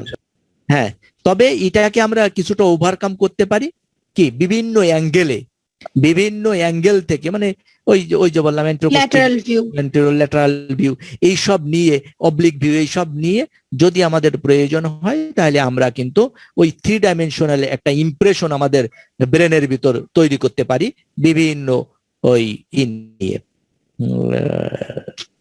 কথা বুঝছো? এরপরে তো আমাদের হ্যাঁ বিভিন্ন অ্যাঙ্গেল থেকে, তাহলে আমাদের মোটামুটি হচ্ছে যে রেডিওলজির সম্বন্ধে জানলাম। এরপরে ছিল আসলে আরো ছিল কম্পিউটার টোমোগ্রাফি, তারপরে ছিল ওই এমআরআই, ম্যাগনেটিক রেজোনেন্স ইমেজিং। তার কম্পিউটার টোমোগ্রাফি আর ম্যাগনেটিক রেজোনেন্স ইমেজিং এইটা আসলে অত আমাদের ইম্পর্টেন্ট না। তারপরেও কম্পিউটার টোমোগ্রাফি এই জিনিসটা কি? কম্পিউটার টোমোগ্রাফি, তোমরা তো এই সম্বন্ধে শর্ট নোট পড়ছো না ইন্টারমিডিয়েটে? স্যার শুনছি স্যার, সিটি স্ক্যান। স্যার নামটা শুনেছি স্যার, টমোগ্রাফি। সিটি স্ক্যানিং, করে করে অনেকগুলা জোড়া লাগানো হয় একসাথে ছবি। জি স্যার, অনেকগুলো একসাথে জোড়া লাগায় একটা ছবি বানায়। এটা আসলে এটা কি, এটা হচ্ছে কম্পিউটার, মানে এক্সরে, যেটা আমরা এক্সরে বলতেছি, এই এক্সরে এই হাইয়েস্ট কম্পিউটারাইজেশন, মানে সবচাইতে মোস্ট কম্পিউটারাইজড করে যদি করা এক্সরে ইউজ করা হয়, কিন্তু এক্সরেটা ইউজ করা হবে, কিন্তু কম্পিউটারের চারদিক ছবি তুলে। এই যে এই এটা এটা হচ্ছে তোমার সিটি স্ক্যান মেশিন, মানে এই যে মাল্টি স্লাইস সিটি স্ক্যানার, এর ভিতরে এক পাশে হচ্ছে ওই এক্সরে টিউব থাকে, তার মানে এক্সরে গান থাকে, আর এক পাশে ডিটেক্টর থাকে, বুঝছো? ওই যে কম্পিউটারাইজ যে ডিটেকশন আমরা পড়লাম না, সিআর পড়লাম না একটা, ওইরকম একটা ডিটেক্টর থাকে। এই ফিল্ম থাকে না, ডিটেক্টর থাকে। তাহলে এক পাশে গান থাকবে, এক পাশে থাকবে। আর এরা হচ্ছে 360 ডিগ্রিতে রোটেট করতে পারে, মানে 4 পাশ দিয়ে ঘুরতে পারে। মানে এক্সরে যদি ডিটেক্টর এইখানে যদি আসে, এক্সরেটা আসে, ডিটেক্টর এইখানে আসবে। এক্সরেটা যদি এইখানে আসে, ডিটেক্টর এরকম উপর দিকে 360 ডিগ্রিতে এরকম রোটেট করতে পারে। রোটেট করে এই যে মানুষের মাথা, উপর দিকে নাক, এই 4 দিক থেকে তখন ছবি তুলে তারপরে কিছুটা ছবি চারদিকে কন্টিনিউয়াস ঘোরাতে থাকে বলে চারপাশের যে পার্টটা ছবি নিচ্ছে সেই পার্টটা, মানে সেন্টারে যে পার্টটা থাকতেছে সেই পার্টটা ছাড়া চারদিকেরটা অ্যাটেনুয়েটেড হয়ে যায়। অ্যাটেনুয়েটেড মানে দুর্বল হয়ে যায়। দুর্বল হয়ে সবকিছু চারদিক থেকে ছবি তুলে সেই ছবিটা একটা কম্পিউটারাইজ ইমেজ করে তারপরে হচ্ছে ওই যে একটা ক্রস সেকশন, মানে ব্রেনের ক্রস সেকশন, আমরা যে সিটি স্ক্যান তো তোমরা দেখছো অনেকেই, ওই একটা ক্রস সেকশন তোলা হয়, মানে চারদিক থেকে ছবি তুললে তারপরে একটা কম্পিউটারাইজ একটা সেকশন নেওয়া হলো, সেকশন নিয়ে তারপরে এই বডিটা, মানে এই এই এই যে যে টেবিল, এই টেবিলের উপর তো শোয়ানো থাকে লোকটা, শোয়ানো, তারপরে এই এই এই বডিটাকে একটু সরাই দেওয়া হয়, সরাই দিয়ে আবার চারদিক থেকে ছবি নিয়ে এরকম বারবার এক একটা স্লাইসের ছবি নিয়ে নিয়ে তারপরে ওই যে অনেকগুলো স্লাইস দেখানো হয়, নির্দিষ্ট অটোমেটিক সেট করা, অটোমেটিকই রুগী সামনের দিকে পিছন দিকে সরে যায় তারপরে হচ্ছে ওই ছবিগুলো তৈরি হয়ে যায়। তবে যেখানে বনি স্ট্রাকচার আছে সেই সব জায়গায় হচ্ছে তোমার কম্পিউটেড টোমোগ্রাফি ভালো হয়, আর কম্পিউটেড টোমোগ্রাফি সব টিস্যু সাধারণত হয় না, এই জন্য এই হলো সিটি স্ক্যান, এটা হলো আমরা সিটি স্ক্যান, ব্রেনের সিটি স্ক্যান দেখতেছি। সিটি স্ক্যানে ইউজুয়ালি এই বোনকে এই বোনকে আমরা কি রেডিও অপেক দেখতেছি না, বোনটাকে রেডিও অপেক দেখতেছি, আর এই টিস্যুগুলোকে রেডিও লুসেন্সি কমতে কমতে এইখানে দেখো সবচেয়ে বেশি রেডিও লুসেন্সি কোনটা, এইটা হচ্ছে ভেন্ট্রিকেলে ব্রেনের ভিতর যে ভেন্ট্রিকেলে রেডিও লুসেন্সি কম। এই ধরনের যদি স্ট্রাকচার দেখি সাধারণত এইটা হচ্ছে এটা হলো সিটি স্ক্যান। আর যদি এর উল্টাটা দেখা যায় মানে যেখানে পানি আছে সেই জায়গাটা বেশি সাদা হবে, আর বাদ বাকি যদি কালো হয় তাহলে সেইটা হচ্ছে এমআরআই বেসিক তো তোমার কিসের উপর নির্ভর করে এমআরআই করা হয়? Magnetic resonance. Magnetic resonance imaging. কিন্তু এখানে ম্যাগনেট কারা, মানে বডির ম্যাগনেট কি? স্যার বোনস কি ম্যাগনেট নাকি বডির? স্যার না সফট টিস্যু, ফ্লুইড কাছে গেছে, এখনো হয়নি। স্যার ব্লাড, এক্সট্রাসেলুলার ফ্লুইড, যাই হোক, হ্যাঁ ফ্লুইডই ধরো। তাহলে এইখানে এমআরআই মেশিন, এটাতে এই ম্যাগনেটিক রেজোনেন্স, বুঝতেই পারছো যে হাই ম্যাগনেটিক ফিল্ড তৈরি করা হয়, এমন ম্যাগনেটিক ফিল্ড তৈরি করা হয় যে ওই এক একটা হাইড্রোজেন আয়ন তখন ম্যাগনেটে পরিণত হয়। কথা বুঝছো? জি স্যার। আমাদের ফ্লুইড, ওই যে ফ্লুইড বললে একজন, তাহলে বডিতে যে ফ্লুইড আছে, ওই ফ্লুইডে তো হাইড্রোজেন আয়ন আছে, তাই না? ওই জি, স্যার। হাইড্রোজেন আয়নের তো কি পোলারিটি আছে, হাইড্রোজেন আয়নের পোলারিটি জি আছে স্যার, না? পজিটিভ। জি স্যার। পোলারিটি আছে না? জি, স্যার। হাইড্রোজেন আয়নকে তো প্রোটন বলে, তাই না? কেন প্রোটন বলে? প্রোটন। তা এই হাইড্রোজেন, হ্যাঁ কেন প্রোটন বলে? হ্যাঁ স্যার ভর স্যার একটা ইলেকট্রন থাকে যেটা বের ইলেকট্রন করে নিলে ইলেকট্রন সেটাকে একটা থাকে স্যার, সেটা যদি চলে যায় তাহলে স্যার শুধু থাকে স্যার। জি স্যার। এই একটা ইলেকট্রন আর একটা প্রোটন থাকার কারণেই, বুঝছো, তখন এর কিন্তু পোলারিটি তৈরি হয়ে এই প্রতিটা হাইড্রোজেন আয়নই এক একটা কি মাইক্রো ম্যাগনেট হিসাবে কাজ করে। আর যখন এই ম্যাগনেটিক ফিল্ডে রাখা হয় তখন তো তাদের ওই অ্যাটেনুয়েশন হয়, মানে কোনো জায়গায় বেশি জমা হয়, কম জমা হয়, এইসবের উপর ভিত্তি করে কি করে যেন আল্লাহ জানে। বাদ বাকি অল্প একটু জানি আমি, অল্প একটু তোমাদের বললাম যে এইভাবে একটা ফিল্ম তৈরি হয়, মানে ইমেজ তৈরি করা হয়। তাহলে যেখানে ওয়াটার বেশি থাকবে সেই সব জায়গায় সাধারণত এই ক্ষেত্রে কি হবে? সাদা হবে। তবে দুই ধরনের আছে এই এক্সরে, আবার এমআরআই আবার দুই ধরনের হইতে পারে, বিপরীতটাও হইতে পারে। একসময় পড়ছিলাম কিন্তু ভুলে গেছি, দুই ধরনের হয়। তবে সাধারণত তোমার যে দেখতে তো দুটো একই রকম, মানে বড় একটা ফিল্ম থাকবে, তার মধ্যে অনেক ক্রস সেকশন থাকবে। এইটা কোনটা এমআরআই আর কোনটা সিটি স্ক্যান, এইটা বোঝার জন্য বললাম যে যেটা এক্সরে এর মতন, যেটা এক্সরে কে ফলো করে, মানে যদি হাড্ডি হয় তাহলে সেটা সাদা হবে, আর যদি এয়ার হয় তাহলে সেটা কালো হবে, এরকম। না শেষ, আজ শেষ, বুঝছো? এইটাকে আমরা বলবো হচ্ছে ম্যাগনেটিক রেজোনেন্স ইমেজিং, মানে কথা বুঝছো? যে কোনটা স্যার ফিল্ম, কিন্তু ফিল্ম দুটোই দেখতে একই রকম লাগবে, অনেক সেকশন, কিন্তু কোনটা কিসের সেকশন এইটা বোঝা যাবে হলো এইভাবে। তাহলে ঠিক আছে, আজকের মতন শেষ।